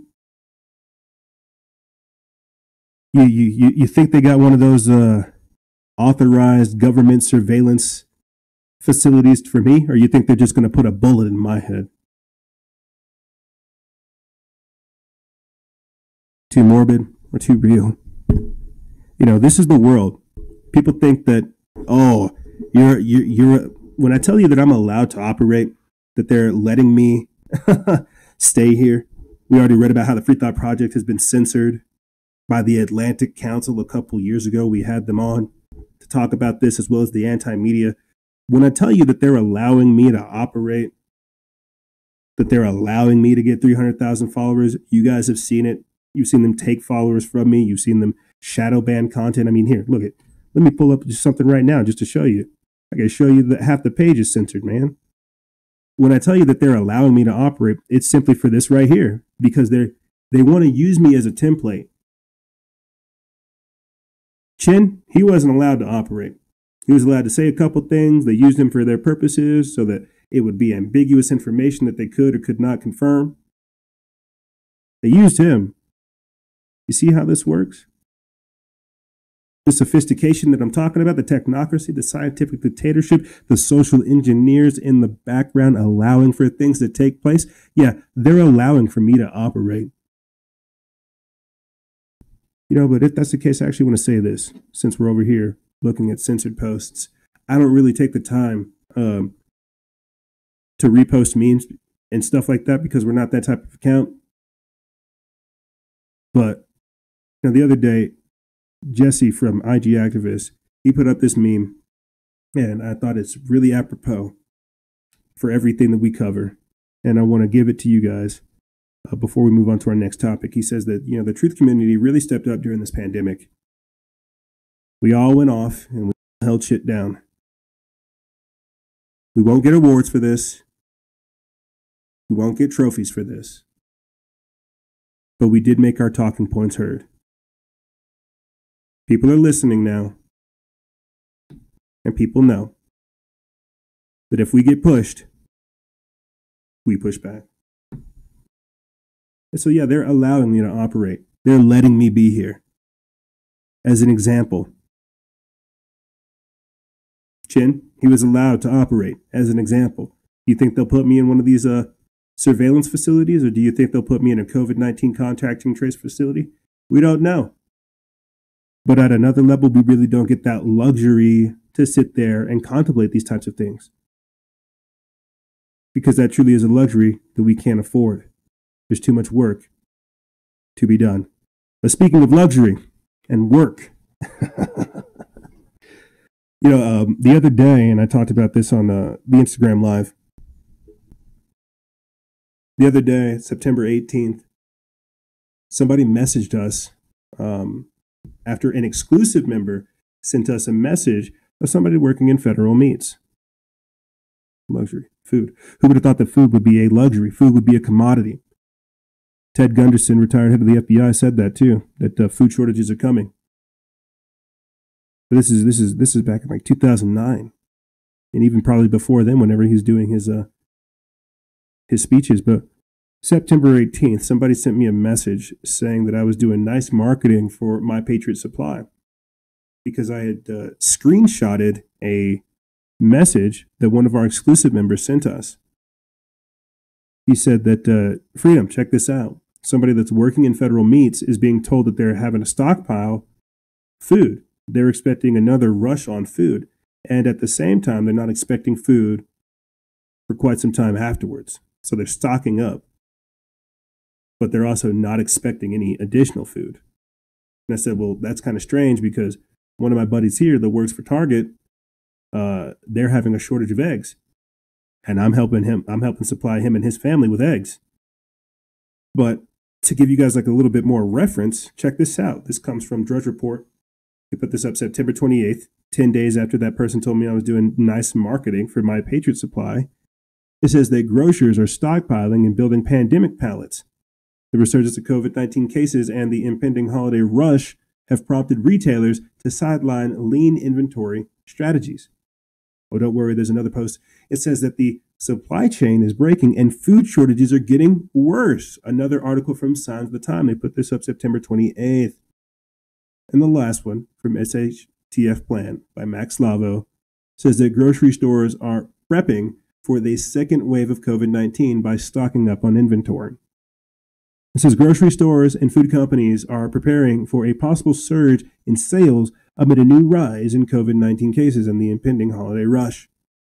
Supermarkets are stockpiling groceries and storing them early to prepare for the fall and winter months when some health experts warn the country could see another widespread outbreak of virus cases and new restrictions. Food companies are accelerating production of their most popular items, and leaders across the industry are saying that they won't be caught unprepared in the face of another pandemic surge. Now, before I continue on, I'm not telling you to prepare for the COVID surge. No. I'm telling you to prepare for the riots. I'm telling you to prepare for the lockdowns and the other stuff that they're trying to do. Now, I'm trying to tell you to prepare for, again, the rush of people, the panic that's going to set in, because, yeah, that the COVID-19 pandemic panic might be there, but I'm more or less worried about the lockdown. What's not going to be available for extended periods of time. And so we've been talking about food shortages. We've been talking about artificial scarcity. We've been talking about rationing, and so much throughout this entire year that if you don't have storable goods by now, you're not listening to like anything I'm saying, and you're also not paying attention to the writing on the wall. When I've talked to you guys about certain areas of the country experiencing cargo thefts because they're having to defund the police movements, that's a real thing. When I talk to you about Zebellion, right? The Pentagon preparing for a Generation Z rebellion where you have kids born after 1996 breaking up into society and then breaking into mainstream society to steal resources. They're already doing it. They're practicing right now. I pointed this out to you just the other week that a lot of these protests and the things that are taking place are dry runs and practice exercises for both sides of the aisle. You have people pulling off from society. You have people trying to, it's very, very sophisticated. So if you can't see everything I'm talking to you about, people being unemployed, people not having work, if you don't, storable foods and storable goods is probably the best investment you can make, because you're going to have a hard time trying to sell gold to people that don't care about that crap. But you can sell food, you can sell resources, you can barter, and you can trade. But here, let me get back into this. It says that Southeastern Grocers LLC secured holiday turkeys and hams over the summer, months before it normally starts inventory planning, said Chief Executive Anthony Hucker. And grocery wholesaler United Natural Foods, Inc. has loaded up on extra inventory of cranberry sauce, herbal tea, and cold remedies, said President Chris Testa. Quote, "We started talking about Thanksgiving in June. That's earlier than we have," he said. And again, you got to think about this. People are not thinking right now. When you're talking about the supply line drying up from some nutraceuticals to supplements, man, to even what are those things called? Respirators, to furniture, to glass, to certain supplies. Food is just like one thing to look at. Like the message that our exclusive member sent us was of the employee working at Federal Meats saying that they couldn't get bacon. Now, this week it's bacon. Next week it's ham. The week after that it's turkey. The week after that it's chicken. The week after that it's beef. Like, you've really got to start thinking about it incrementally. And you're thinking, oh, this is just silly. But I've been talking about food shortages all year. In January, in my birthday year, I was looking up, or birthday month, I was looking up storable goods. I have been quietly storing away food this entire time simply because of this stuff. And I feel bad even saying that, because if there's anybody here in the area, they know where they're going to get a cash cow. So there's a lot of things that go on with this. There's a lot of things to think about. Stuff running out, the inflation, and so much more. But let me get back into this. It says Associated Food Stores recently started building, quote, pandemic pallets of cleaning and sanitizing product, so it always has some inventory in warehouses, said Darren Pierce, Vice President of Retail Operations for the cooperative of more than 400 stores. The company is establishing a protocol so it can better manage scenarios of high demand. Quote, "We will never again operate our businesses as unprepared for something like this." Yeah, because people are addicted to overnight shipping. These changes, a reaction to the sudden and the massive shortages grocers experienced in the spring, amount to a shift from just the in-time inventory management practices that have guided the fast-moving retail business for decades. Now, food sellers are stockpiling months rather than weeks worth of staples such as pasta, sauce, and paper product to better prepare for this winter when people are excited or expected to hunker down at home. Ahold Delhaize, USA, Spartan Ash Co., SP&T, 0.94%, and others say they are buying more food as soon as they can, stocking warehouses with wellness and holiday items. Many retailers are expanding distribution capacity, augmenting warehouse space, and modifying shifts.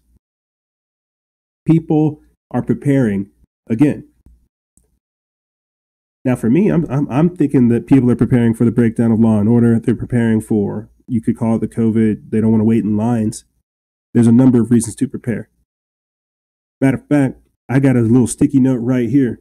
Reasons to get storable goods, from power outages to food shortages, rationing, race riots, unemployment, evictions, currency manipulation, inflation, mass immigration, supply chain line disruption, food banks being overrun. There are multiple reasons that you need to get storable goods. But I'm not trying to just plug for My Patriot Supply. I'm trying to tell you to employ common sense. Get stuff at today's taste with today's rates before it hikes up.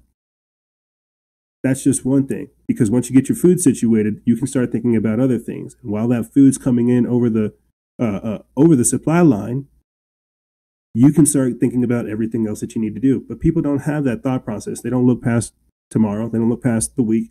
Meal prep is not a real thing. The modification of one's diet isn't a real thing. There's a lot of strange things happening right now. And so all I can do is provide you with the information and the examples of how to begin to alter and manipulate your behavior, or how to change your behavior, so to speak. You know, I kind of wanted to talk more or less about the breakdown of law and order, but I think what I will do instead is pull up Zebellion. Things here on the show.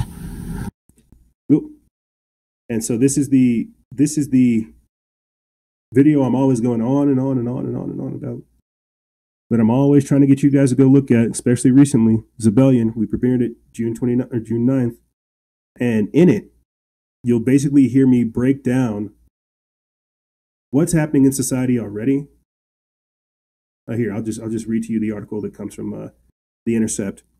It says that in the face of protests composed largely of young people, the presence of America's military on the streets of major cities has been a controversial development. But this isn't the first time that Generation Z, those born after 1996, has popped up on the Pentagon's radar. Documents obtained by The Intercept via the Freedom of Information Act reveal that a Pentagon war game called the 2018 Joint Land, Air, and Sea Strategic Special Program, or JLASS, offered a scenario in which members of Generation Z, driven by malaise and discontent, launch a, quote, Zebellion in America in the mid-2020s. And so I'll put that link in the description bar below, because I want you guys to go out there and go listen to it, and listen to how we break down things like Jade Helm 15, Operation Gotham Shield, UX 16, and so much more.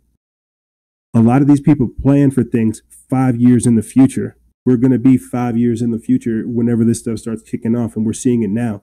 Driven by malaise and discontent, do you see the writing on the wall? So when we talk about pandemic preparation, we've got to look at all the other factors that are happening in the forefront and in the peripheral that add to this very, very dangerous concoction. But here's what's going to happen, ladies and gentlemen. We're going to take a quick break. And when we come back, we're going to be getting into coronavirus. Not really, more or less some of the other dangerous things that have taken place because of coronavirus. People being arrested for not wearing a mask, mask patrols issuing fines in New York City, thousands rallying in London to oppose another COVID-19 lockdown, as well as China beginning to start their unproven but widespread vaccination program. That's right, we're talking about the vaccine agenda and the global health security agenda on the other side. Ladies and gentlemen, don't go anywhere. This is Freedom Faction over here on Factions of Freedom, and we'll be right back right after this.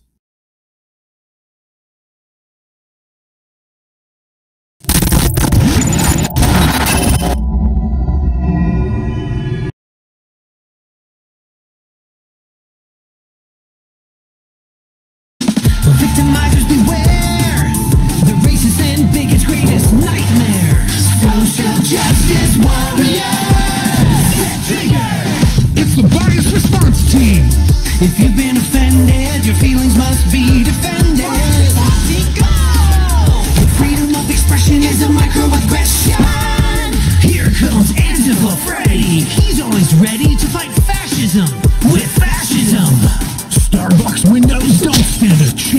Ethic enhancer. He's a systematic racism finder. Racism everywhere. Using the powers of screaming and shame. They win every debate by calling you names. They're heroes who think that they're victims. Social justice warriors.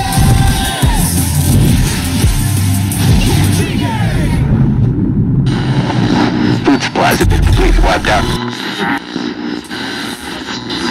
We have a evacuation of all counties. I report complete devastation. We have a giant squall, cloud, probably up in the other path.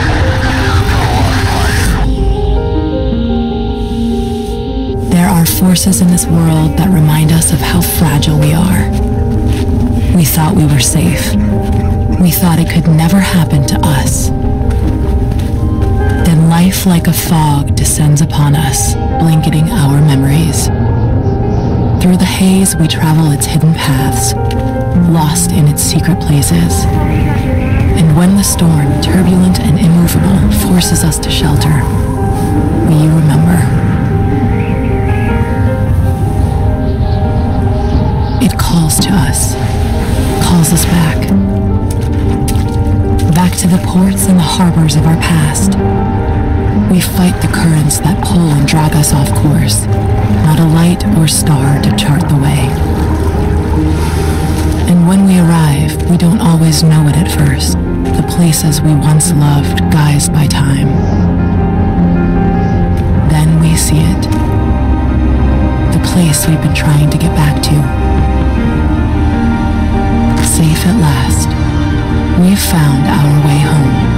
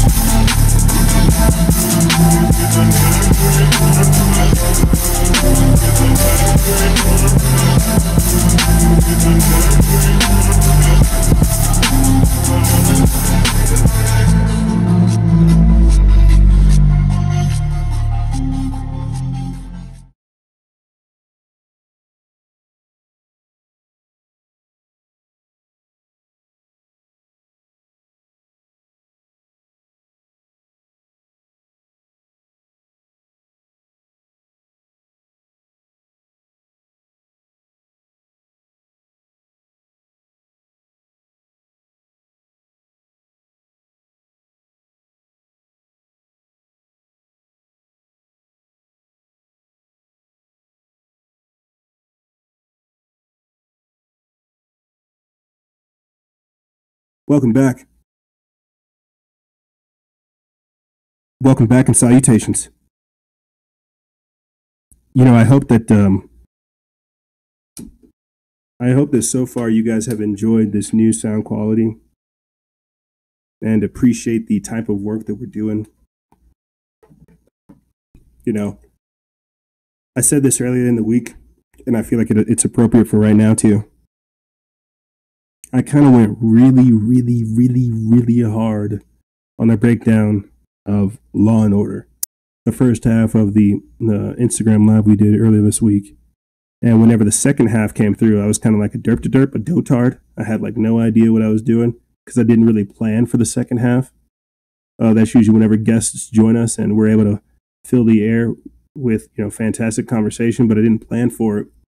And so I didn't nerf myself, but I also didn't prepare. Maybe I should prepare for that in the next time. But what I'm trying to say is the same thing kind of happened with this week's podcast episode. I had an extremely busy personal week, lots of meetings. I alluded to some of it earlier today. Very busy man. So I wasn't able to pay attention to the news feed like I'm used to. And I wasn't able to pick up on some of the nuances and the themes and some of the other strange things that are going on. And you kind of may have gotten that vibe throughout the entirety of this episode. But that's why. Is because I wasn't humping my phone and I was over here doing things. But that's why it's also a good thing, is because you get a different flavor. And that's how life works. Nothing is consistent other than change.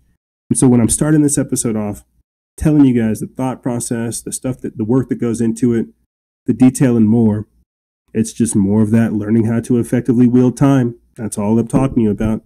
And with that being said, let's start this segment. I specifically titled it Covidius Insidious, not only because it sounds cool, but because COVID-19 truly is insidious. It has brought out the worst in all of us. As we left off in the break talking about the breakdown of law and order leading to lawlessness and authoritarianism. Well, heck yeah, we've been infected with authoritarianism. We have been infected with this virus. And look at the damage it's done. You've literally got them, like I said, arresting people for not wearing a mask.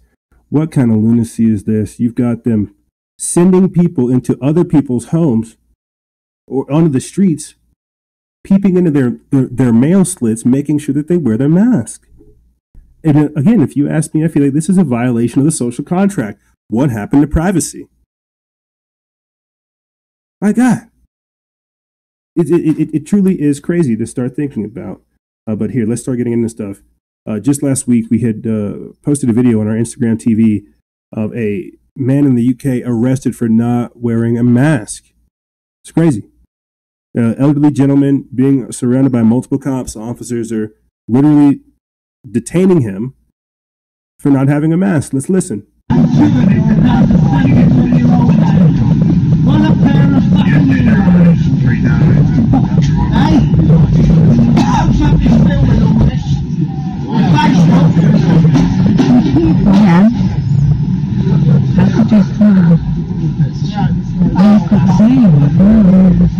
Hey, you lot going up at fucking London with all the BLM, wouldn't it?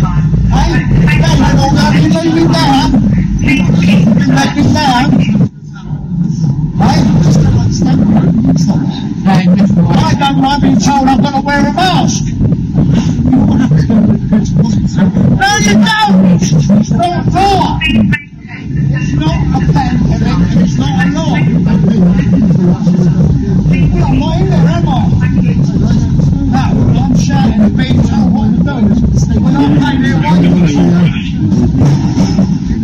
Tell you what, son, I've got a very good memory for faces.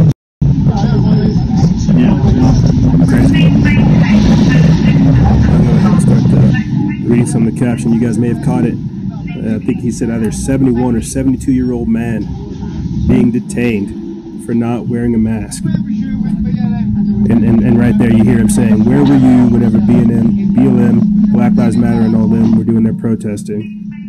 It says that a video out of the UK shows a man being arrested outside of a Starbucks for not wearing a mask while asking the police officers where they were during multiple Black Lives Matter demonstrations and riots during which coronavirus rules were ignored.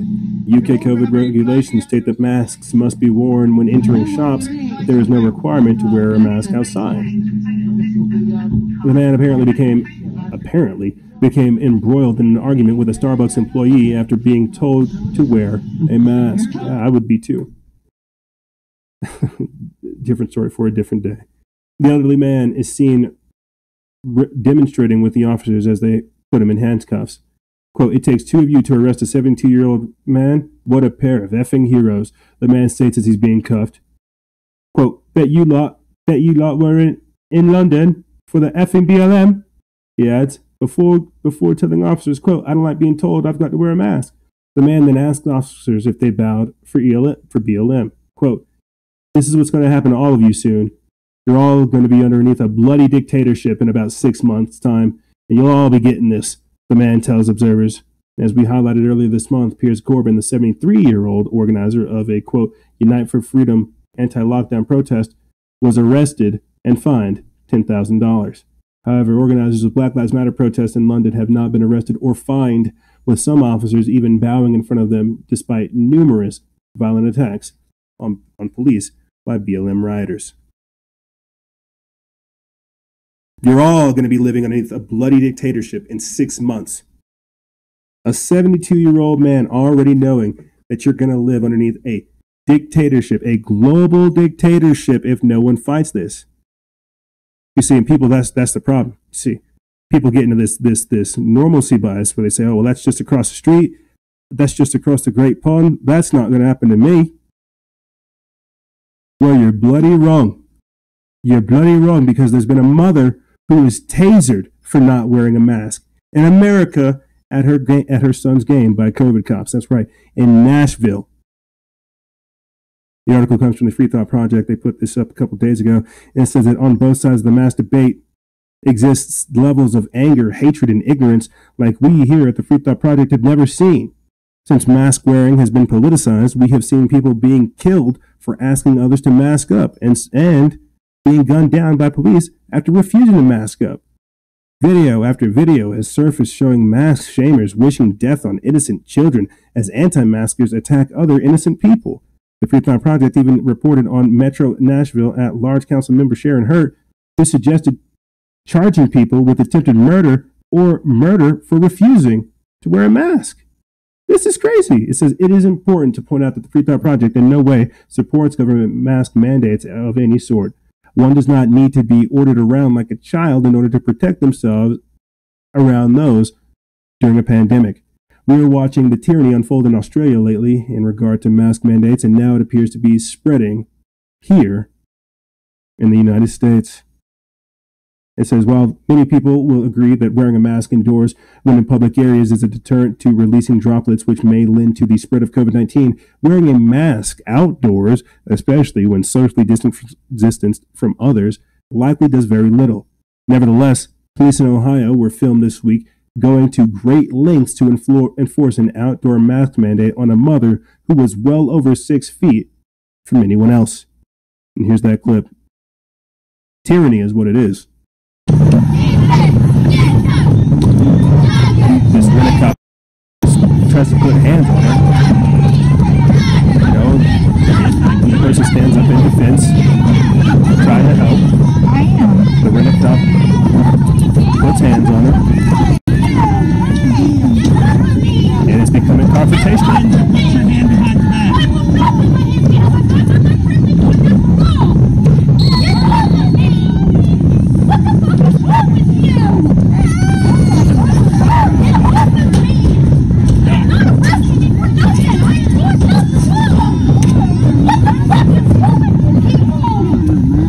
This is over a mask.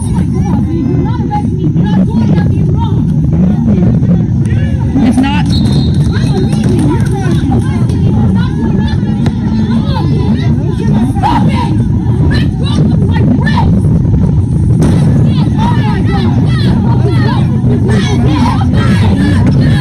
So that's a normal human response to tyranny.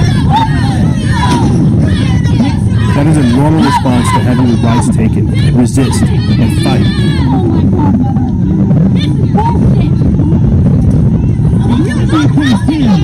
The rent-a-cop begins to speak into his walkie-talkie, calling for assistance and backup. I don't think he can arrest her for not wearing a mask. You can't arrest her, man. This is not a warning. This big old dude's having such a hard time with this chick, man. He had to taser her. Yeah, will you talk to them? I don't know if he's a real officer. If there's police on the side and on his back, but he may be, Bridget, because there's popcorn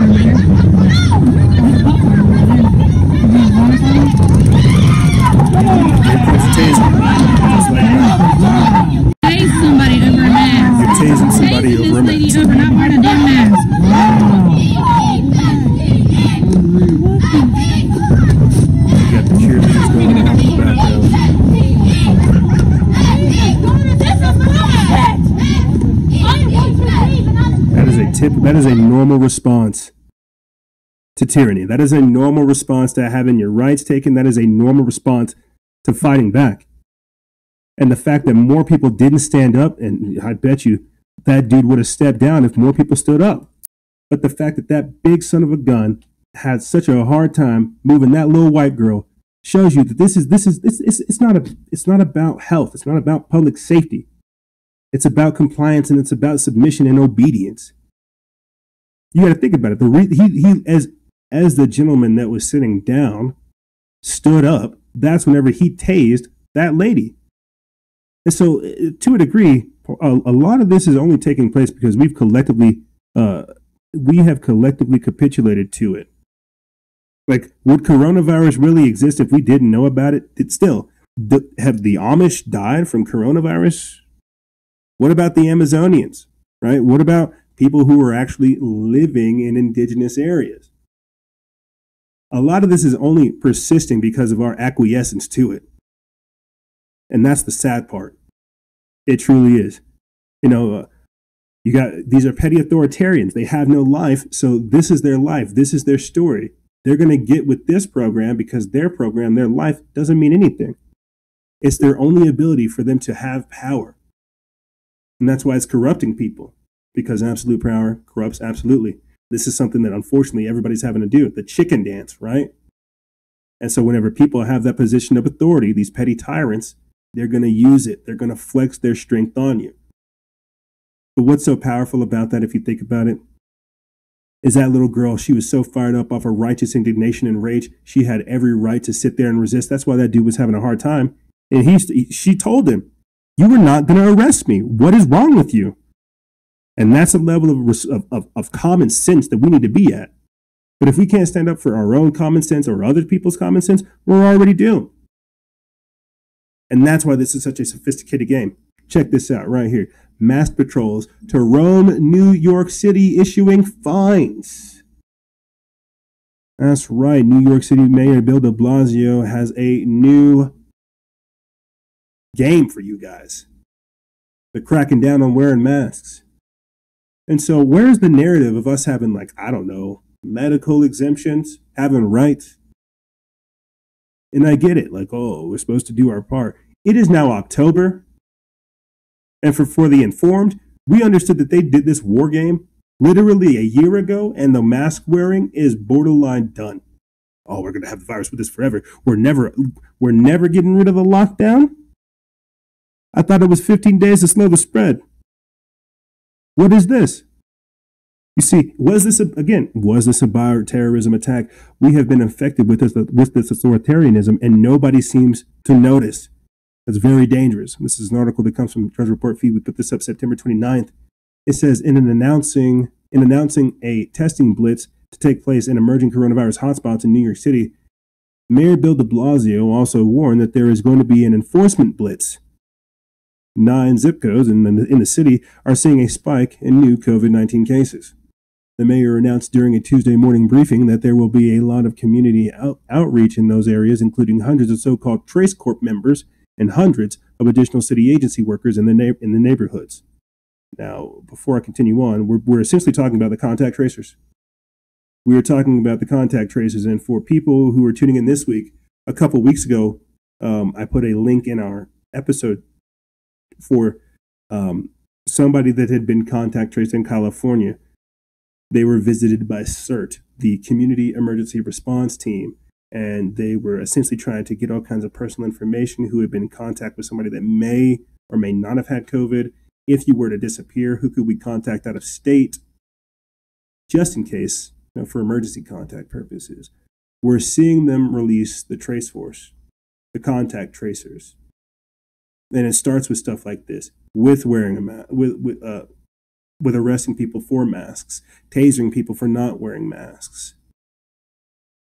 Like the other day, whenever I went to go visit one of my buddies' art galleries, I went into a side of town that I didn't know about. I'll tell you that. I did not see a lot of my type of folk. I didn't see no black folk there.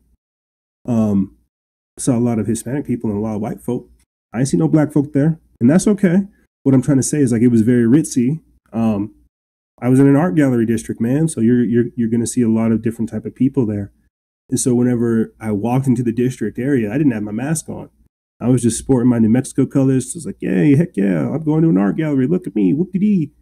And the minute that I had turned the corner to walk down the street to try to find my buddy's showing, like his gallery, because it was tucked away little villa area, really nice and cute. This lady in a sundress and pumps comes up behind me and the girlfriend, my lady, as we're trying to find the gallery. And I thought it was too coincidental, so I didn't say anything because I was just talking with my lady. We were enjoying this scenery. Like, wow, we should come here and, you know, get trinkets and stuff for holiday season. You know, people would love this type of stuff. And so we're walking, and I just kind of see this lady come out of the store, hot and heavy, man. And I didn't think anything of it because we're looking around, and she's pumping, just stomping down the street in parallel on us on the other side of the street. And so, you know, we're walking a little bit down the street, you know, enjoying ourselves, again, just taking in the scenery, smelling the tamales, man, just looking at the hanging chilies, seeing people roast stuff. We're like, oh my gosh, just enjoying the scenery in the moment. And I find like the building number of my buddy's like art gallery, and I look over there, it's across the street. I'm like, all right, babe, we got to cross the street. Before we cross the street, the lady that had followed us the whole way through was filming us. She followed us. She crossed the street. She follows us for like a couple of blocks. And I get to a point where, like I said, we found like the gallery where we were supposed to turn off. I walk in there and I see her with her phone recording us. Like she had her phone up that whole time that we were walking. I didn't know this. We had to turn in order for me to like quickly turn back and look at her as she's walking off. But here's the kicker of it. Like it's like she was filming us without our masks on. And as we turn the street to go into the art gallery, I looked back at her walking down the street, filming herself. And then she took off her mask. And so I don't know what that's about. I don't know if she was trying to mask shame us. I wasn't wearing really anything that would identify me as a person. I don't know what it was. But what I'm trying to say is I went into a district one time just to go to like a quick art gallery. And I didn't get contact traced, but I got followed by somebody that filmed me. And it was the strangest thing because she had no problem whipping up her phone, walking down the parallel side of the other side of the street, making her presence known and being obvious. And it was strange to me. I really kind of felt like caught off guard because where is the respect factor? We're again breaking the social contract. And these are the type of people that are going to be contact tracing you. They're going to love to come to your door and say, hey, were you here at this spot at this time? I noticed that you didn't wear a mask. Me and all my kins are going to arrest you. And that's the big brother government. That's what happens when government cares about you. Oh, we're just going to put you on house arrest for a couple of weeks. This is crazy. But here, let me get back into this article. Mask patrols roaming New York City issuing fines. It says that patrols will start issuing fines to people who refuse to wear masks even after being offered a free mask and a warning that not wearing it will result in a fine. Quote, that will happen aggressively. Clearly, our goal, of course, is to give everyone a free face mask and to get them to wear it, de Blasio said. The mayor also announced that the city's health department has ordered non-public schools and child care centers to close if they do not follow the commission's order on health safeguards. The mayor warned that if the situation continues to deteriorate, that the city will prohibit all gatherings that are not, quote, very small, and businesses that are deemed non-essential will have to close again. No one wants that to happen if it can be avoided, de Blasio said. If it does have to happen, we will target it as carefully as possible, but at this point, it is a situation that is very serious, and we have to have all options on the table. This is what I mean by being held hostage. That you don't have rights unless you jump when they say jump and you quack whenever they say quack. We're being held hostage. But without appropriate collective resistance to this level of tyranny, it will get worse. But because, as the Free Thought Project has said, the mask wearing has become politicized, You have people virtue signaling, thinking that it is their right to be a hero, and shame you. Shame you into not showing your face. Shame you into being part of the submissive, not maskless, faceless part of the masked crowd. The mask mentality. They're robbing you of your identity and showing you that you don't have rights. You're not a person. You're not allowed to speak for yourself. Insanity. But this is what's happened. You have people, followers, like I said, people who don't have lives, who want you to join them in throwing theirs away. This is what happens when you have an entire generation of people doing social challenges online, thinking that that's how they're going to get ahead in life, doing TikTok dances when they should be working, here on and so forth. This is what happens when entertainment takes place of knowledge. But speaking of masks and how stupid, deadly, and harmful they are, there's a group of Oklahoma doctors that claim that masks are harmful to healthy people and have filed a lawsuit against the mandates. This is the type of collective action that I'm talking about. Thank you very much. My name is Jim Meehan. I'm a medical doctor. I'm an ophthalmologist and specializes in ocular inflammation and immunology. I'm a former medical editor that knows how to read the medical science. I read more than the titles and the abstracts. I look at the methodologies. When I looked at the methodologies of the science being used to support community wearing of masks, I found a real paucity of solid high-level science. In fact, we've been studying this issue for over 30 years with regards to the transmission of influenza in the population. One of the reasons that we have never recommended the community wearing of medical masks is because it's been shown in the highest levels of science, randomized controlled trials, meta-analysis of randomized controlled trials, to not be effective. That hand washing, social distancing, masks add almost nothing to that equation. So it has a very marginal, at best, efficacy. And those studies are in healthcare workers and hospital settings in which, thank you very much. But why don't they want you to listen to doctors? Why do I got to listen to Bill Gates and maybe Joe Biden? Why do I have to listen to politics instead of the real facts? This comes from from Activist Post, who put this up September 24th. It says, these aren't the only American doctors who have said that wearing masks is causing healthy people to become sick. They may be the only ones who have filed a lawsuit against mask mandates, though. A group is suing Tulsa Mayor G.T. Bynum and Tulsa Health Department Executive Director Bruce Dart, saying that the city's mask mandate is harmful to people's health, to healthy people. Optometrist Robert Zollner, Clay Clark, Dr. James Mahan, MD, and other Tulsa-based business owners are asking the city to immediately repeal the mask mandate, which passed by city officials last month. This is that the group alleges wearing masks is causing healthy people to become sick while trying to prevent the spread of a disease that is not a deadly threat to the children and much of the public. Quote, on the OSHA website, it states that employers shouldn't make employees work in an environment where they have less than a 19.5% oxygen level, say Clayton Clark, one of the plaintiffs, and the mandated mask caused employees to dip below a 19.5% oxygen level within 10 seconds of wearing a mask, so I don't want to make my healthy employees sick. A Ohio citizens group has filed a lawsuit against the COVID-19 mandates in their state as well. So Ohio and Oklahoma are stepping up while you have New York City and California masking up. You know how that works? People are fighting back, but the revolution is not going to be televised. They're not going to tell you when you're kicking their keister. They're going to tell you whenever, we can't have that. We're going to tase you whenever you go to see your son's game. They're not going to tell you when you're doing good. You got to learn to watch that. You get me? Because what we're dealing with right now are authoritarians. Real jackbooted authoritarians that don't want to hear about your opinions, that don't want to care about rights, that want nothing but power and control. They want you to submit. Like I said, it's not about health. It's not about public safety. It's about submission and control. Check this out. Thousands have rallied in London to oppose another COVID-19 lockdown. That's right. We do not consent. Where David Icke, I think he was arrested, where there were multiple speakers that were arrested at the event. But This is what's going to have to start happening. You're going to have people fighting back.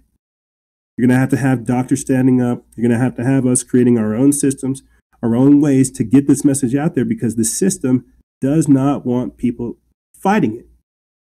They don't want it. It says 6 months after Parliament passed the Coronavirus Act of 2020, which gives the government powers to impose lockdowns and other restrictive social distancing measures, thousands of Britons packed London's Trafalgar Square bearing signs reading that, quote, "We do not consent," and "Think before it's legal," during a rally that was billed as a, quote, "We do not consent" anti-lockdown demonstration. If this were in America, Hillary Clinton would have called them terrorists. And I kid you not, we covered that. Joy Behar would have called all of these Brits, terrorists, because they don't want to go along with this. Like I said before, one man's freedom fighter is another man's terrorist. But because we're being held hostage by radicals, extremists, politically correct, nonsense people, Kens and Karens and things like this, we're not able to see this. We're not able to come together with this unity. That's what I was trying to allude to in the first segment. Some of these protests are being hijacked by radicalists and extremists. You see any radicalists here? You see any extremists here? Let me continue. It says that the event was organized by a coalition of political groups and supporters, having been galvanized by the talk of another London lockdown by Mayor Sadiq Khan, as well as Prime Minister Boris Johnson's assurances that a lockdown would be imposed if the government felt all other measures had failed. Protests are exempt from the rule of six, a rule that threatens fines for groups of more than 6 people, which has created much aggravation in the UK. Organizers of the rally had to submit a, quote, risk assessment and agreed to comply with social distancing rules. While police told the press that the organizers had completed these requirements, the Metropolitan Police promised to crack down on those not wearing masks and violating other rules. They added that enforcement, quote, remains a last resort, but will be undertaken if required. Demonstrators waved signs and British flags and cheered as speakers, including several notable conspiracy theorists, according to The Guardian, addressed the crowds. Crowds chanted, "Freedom!" as people whistled and clapped. Toby Young, General Secretary of the Free Speech Union, expressed hope that the law enforcement would allow the group to protest, as they did with Extinction Rebellion and Black Lives Matter. Attending the protest, Carrie Dunn, 41, from Bath, claimed her son, Beau, suffered adverse effects after being vaccinated. Quote, "I've been shouting that mandatory vaccines are coming. No one believed me," she said. Quote, "Now we can see it's just around the corner. We've never been closer." Another event billed as, quote, a people's network and a family picnic is also being organized by the same activists for Sunday in Hyde Park. Yeah. I was supposed to attend a barbecue the other week, but I was in a meeting with another client and I basically got trapped. I'm all over the place, but there has to be organized and consistent resistance to this because people have to understand that there is another narrative. What I find very interesting is that you have the internet being aware of how Karens are like a derogatory term, and so they're saying that people that don't wear masks are Karens, and so the whole concept of a Karen is being debated on the internet because people see that some of these behaviors cannot be allowed. Like people, like the social contract being broken, and the Karens being the ones doing it. Like Karens beating themselves and then calling the cops on a black man that's walking his dog, or Karens running up to people inside of shopping stores, saying, "Where's your mask? Where's your mask? I'm calling the police." Like, if we don't begin to fight against this, you're going to start having even more crazy stuff happen. You see, people have to know that people have to know that they have rights. People, and maybe this might be part of the new normal, right? That you no longer have rights. This might be, again, part of this lawlessness and authoritarianism, where you're like, I'm just going to do whatever. I don't really care. Let them come get me. This is a very dangerous precedent because we're seeing such a mismanagement on so many levels that we don't know the rules. It's like you can wear a mask when you go into a restaurant, but you you can take it off when you sit down. It's like this is one of the greatest blunders of 2020, that all it's really doing is creating the technocracy. It was purposely mishandled so that in the aggregate it could create all the things that we're seeing right now, like this right here. UK COVID police start enforcing lockdown by visiting people's home. An article by Paul Joseph Watson over there at Summit.News. They put this up September 28th. It says that violators could be fined £10,000. Crazy. Police in the UK are set to begin enforcing COVID lockdowns rules by knocking on people's doors to check that they are self-isolating and if they've been mandated to do so by the government. It says that the Daily Mail reports that the procedure will go into full effect today and will extend to anyone who has been tested positive or come into contact with someone who has tested positive for the virus. It says that the government will use the National Health Service Test and Trace app, which has been downloaded by more than 10 million Britons, to issue self-isolation orders to the public. Yeah, you got to get the app. This is the mark of the beast. You're no longer able. You can't buy, you can't sell, you can't go outside, you can't visit, you can't do anything without having some of these apps, and they're all in there. We've covered this already. This is why they blocked us down, so they could install 5G and tell us all to get this app so they could begin to track the population. But don't you worry, gang. There are people that love to jailbreak things, and there are people that love to live that gray man life. And I think that as we move forward into the future, I might have to do like a secret and private podcast that covers all these things that are at your disposal. You know, privacy pockets and anti-radiation stickers, that's something like the surface level of it. But using things like Tor browsers and IP scramblers and VPNs, like I said before, privacy pockets and jailbreaking your device, getting rid of stuff, it's a very, very real thing. And you're going to see more of that popping up, giving people that privacy that they want instead of taking place in this global experiment. But continuing on, it says police will also operate from tip-offs according to the report. In other words, police will rely on snitches who report infractions. Anyone found to be breaking the quarantine rules could be fined up to £10,000. Employers who obligate those affected to go to work could also be fined. The UK Home Secretary Priti Patel also announced Sunday that the government will, quote, not allow those who break the rules to reverse the hard-won progress made by the law-abiding majority. The government announced that it will, quote, use police resources to check compliance, and that police will, quote, investigate and prosecute high-profile and egregious cases of non-compliance, as well as, quote, and act on instances where third parties have been identified others who have tested positive but are not self-isolating. Yeah, basically, if you got the virus and you're out there telling people that you have it and you're not self-isolating, they're still going to come get you. Like, I'll put it to you this way. Sometimes I like to skulk around on Reddit for strange things. And I talked about it just the other week. There's an article from Business Insider talking about things to do in your side hustle during the pandemic that's worth it. And contact tracing was a top job. And so I went over there to Reddit. I was on a random forum, and I basically saw people on Reddit trading tips on how they were contact tracing people. Like they were going to parties and they were scanning people's phones, acting like they're your friends hanging out, only for them to like run back home, sign into like the contact tracing database, and then just like give them the information. But these stupid snitches don't see how, dude, you're a traitor, you're going to be locked up with them too. And so it is a very, very interesting development to see take place. The same thing is also happening in high schools as well, or I mean in colleges. People go into parties, people go into movies, people go into public events, because I'm craving gym time, right? I haven't been going to the gym since the last time I talked to you guys about it. I looked at this new gym right down the street, and I didn't want to wear a mask there. And, the trainer told me straight, he's like, so I don't want to scare you, but I've been in this business for the past 20 years. And only since this pandemic has happened have I had people come inside of my gym just to look at other people to make sure they're wearing the masks. And some of them are from the state, some of them are from the county, and then some of them don't even have identification, but they're literally coming into the gym to see whether or not you're wearing a mask.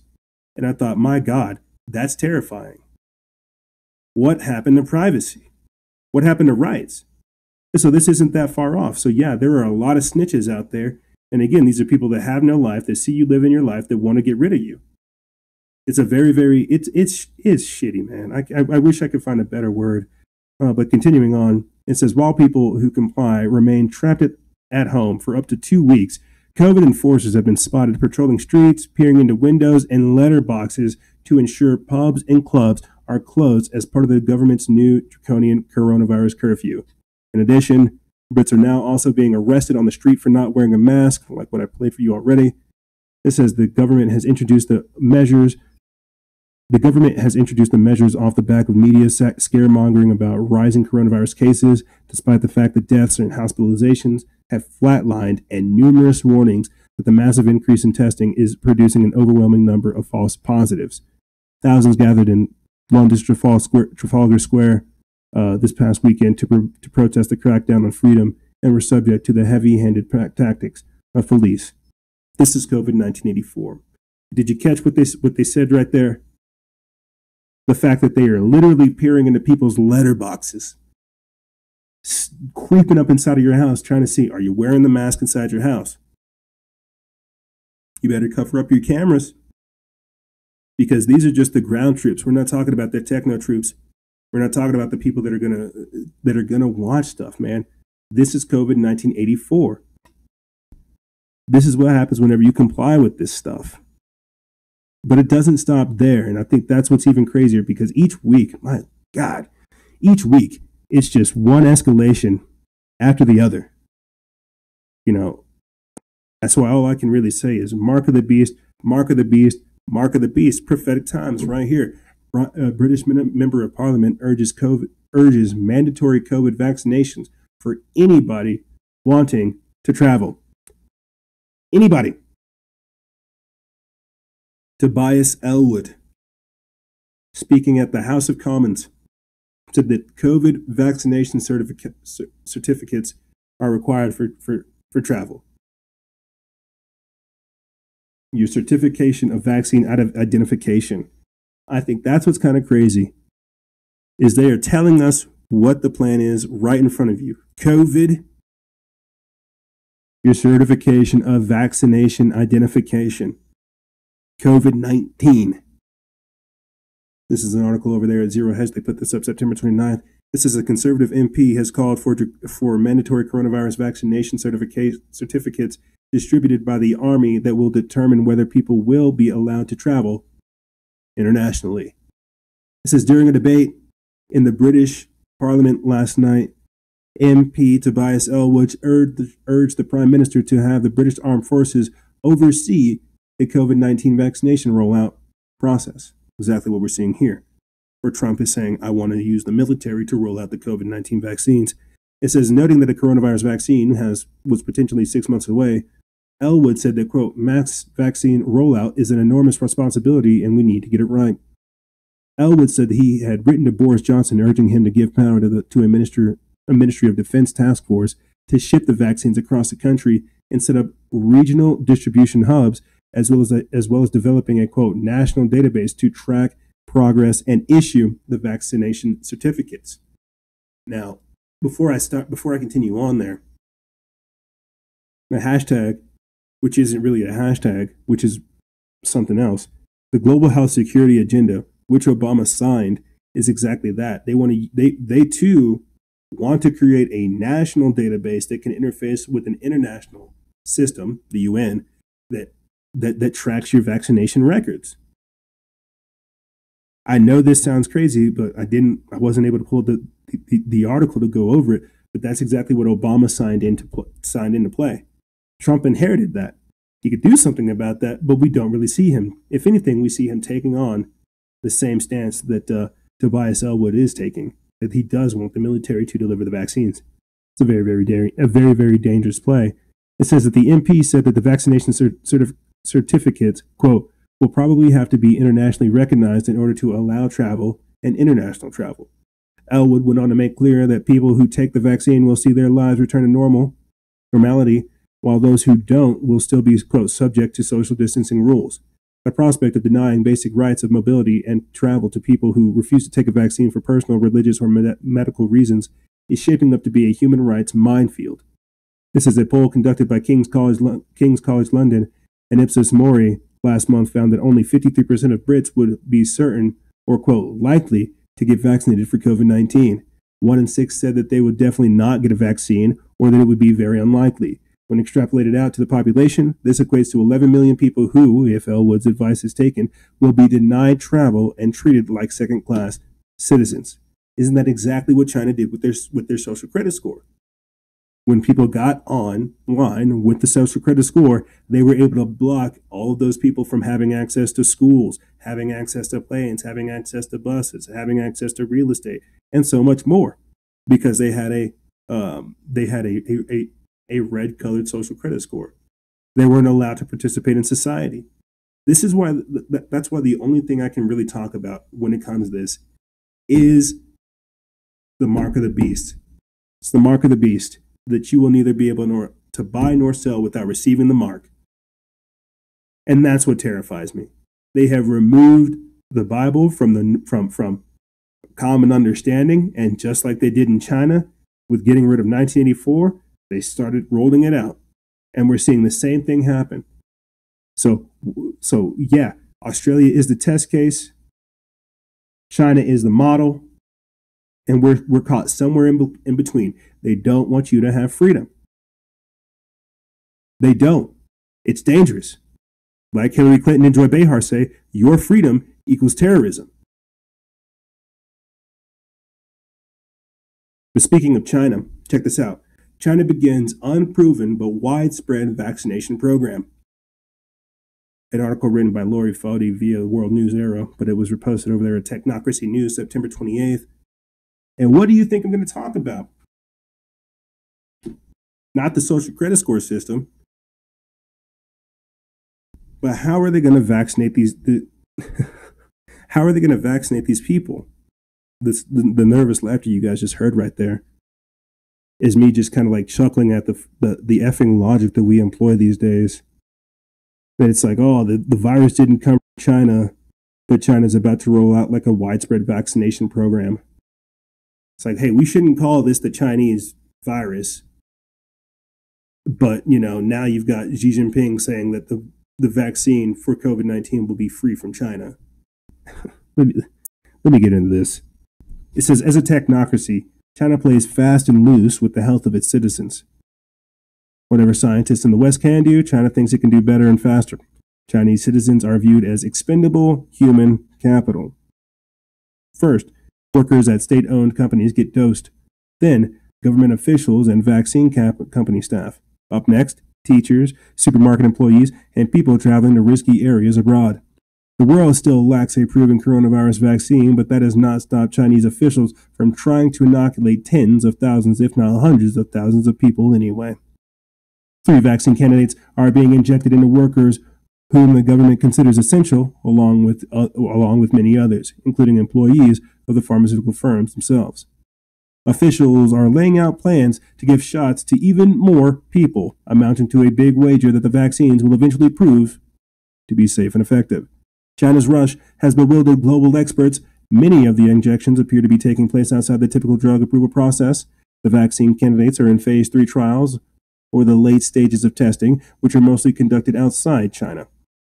The people in those trials are closely tracked and monitored. It is not clear that China is taking those steps for everyone who is getting the shots within the country. The unproven vaccines could have harmful side effects. Ineffective vaccines could lead to a false sense of security and encourage behavior that could lead to even more infections. The wide use of vaccines also raises issues of consent, especially for employees of Chinese vaccine makers and state-owned companies who might feel pressure to roll up their sleeves. The companies have asked people taking the vaccines to sign a non-disclosure agreement preventing them from talking about it to the news media. Yeah, I'll tell you this.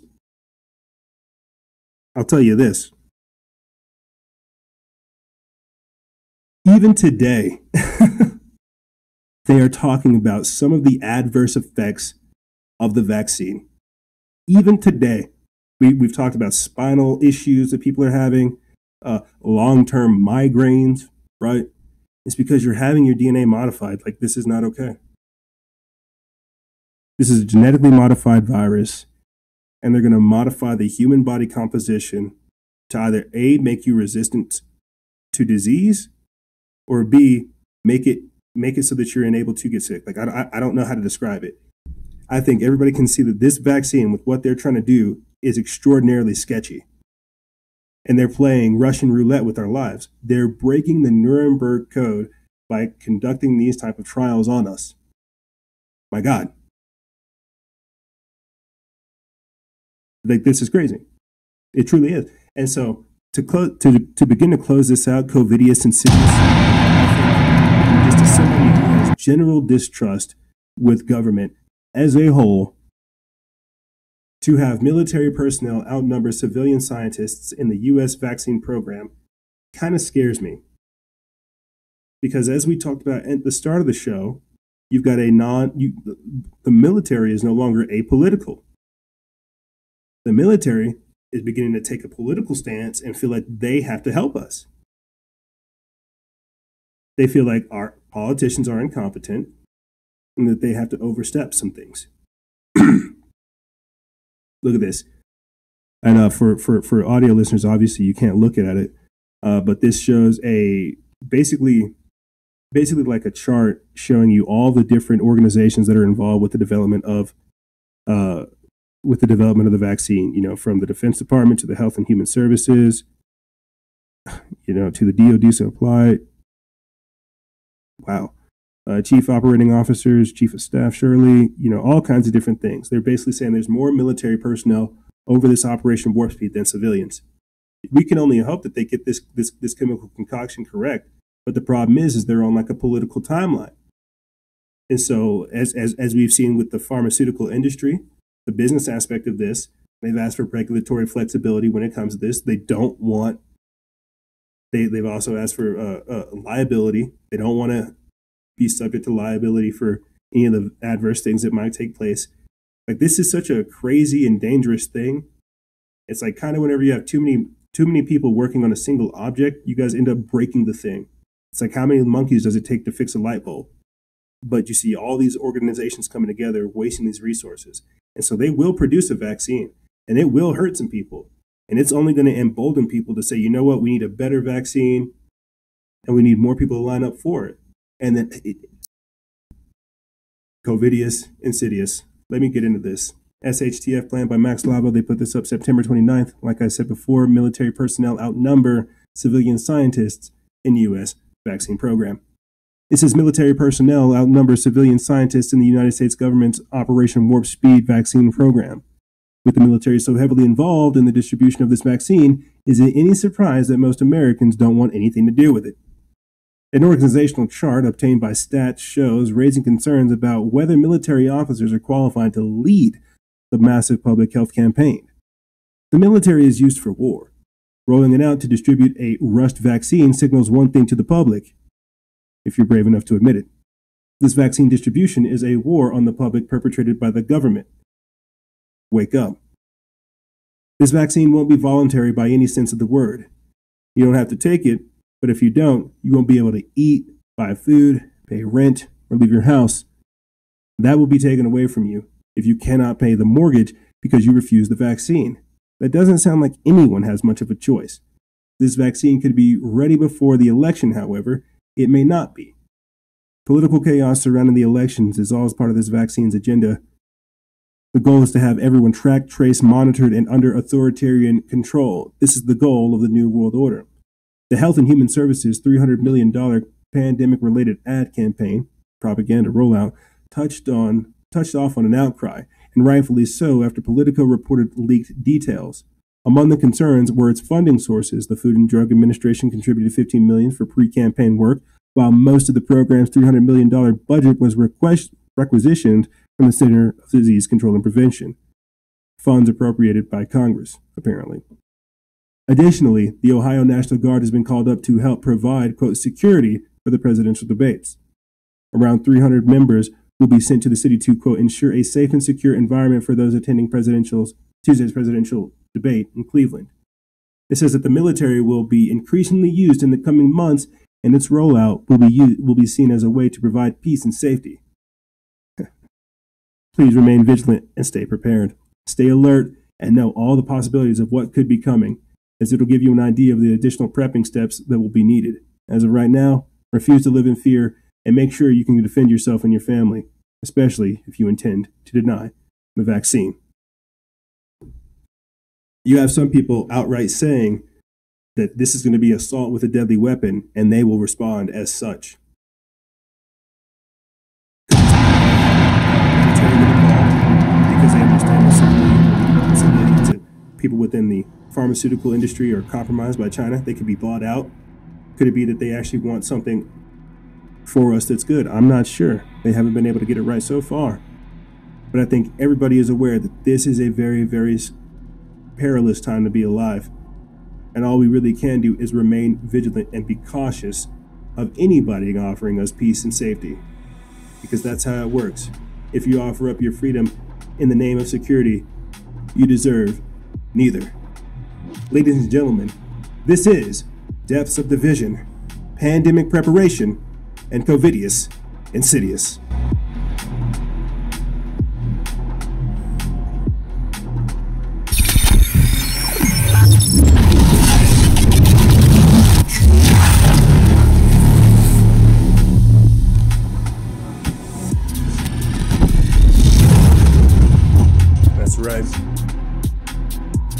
That's right. However, ladies and gentlemen, that's all I really have for you guys and gals. I know. We went over a heck of a lot with not as much time. But I hope you appreciated the different sound quality that we added to this week's production. As always, there are different things that we can do to improve. The minicast that we did earlier this week, the breakdown of Law & Order, will be in the description bar below as well, with the Zebellion minicast we did, which goes over a lot more. If you guys want to find more information covered on this episode, check the episode article that will be attached. And like I said, ladies and gentlemen, that's all I really have for you guys and gals. If you have any questions, feel free to email me. I'll have it in the description bar below. And as always, guys and gals, stay vigilant, expose lies, and share truth. This is Noisera, Freedom Faction, out.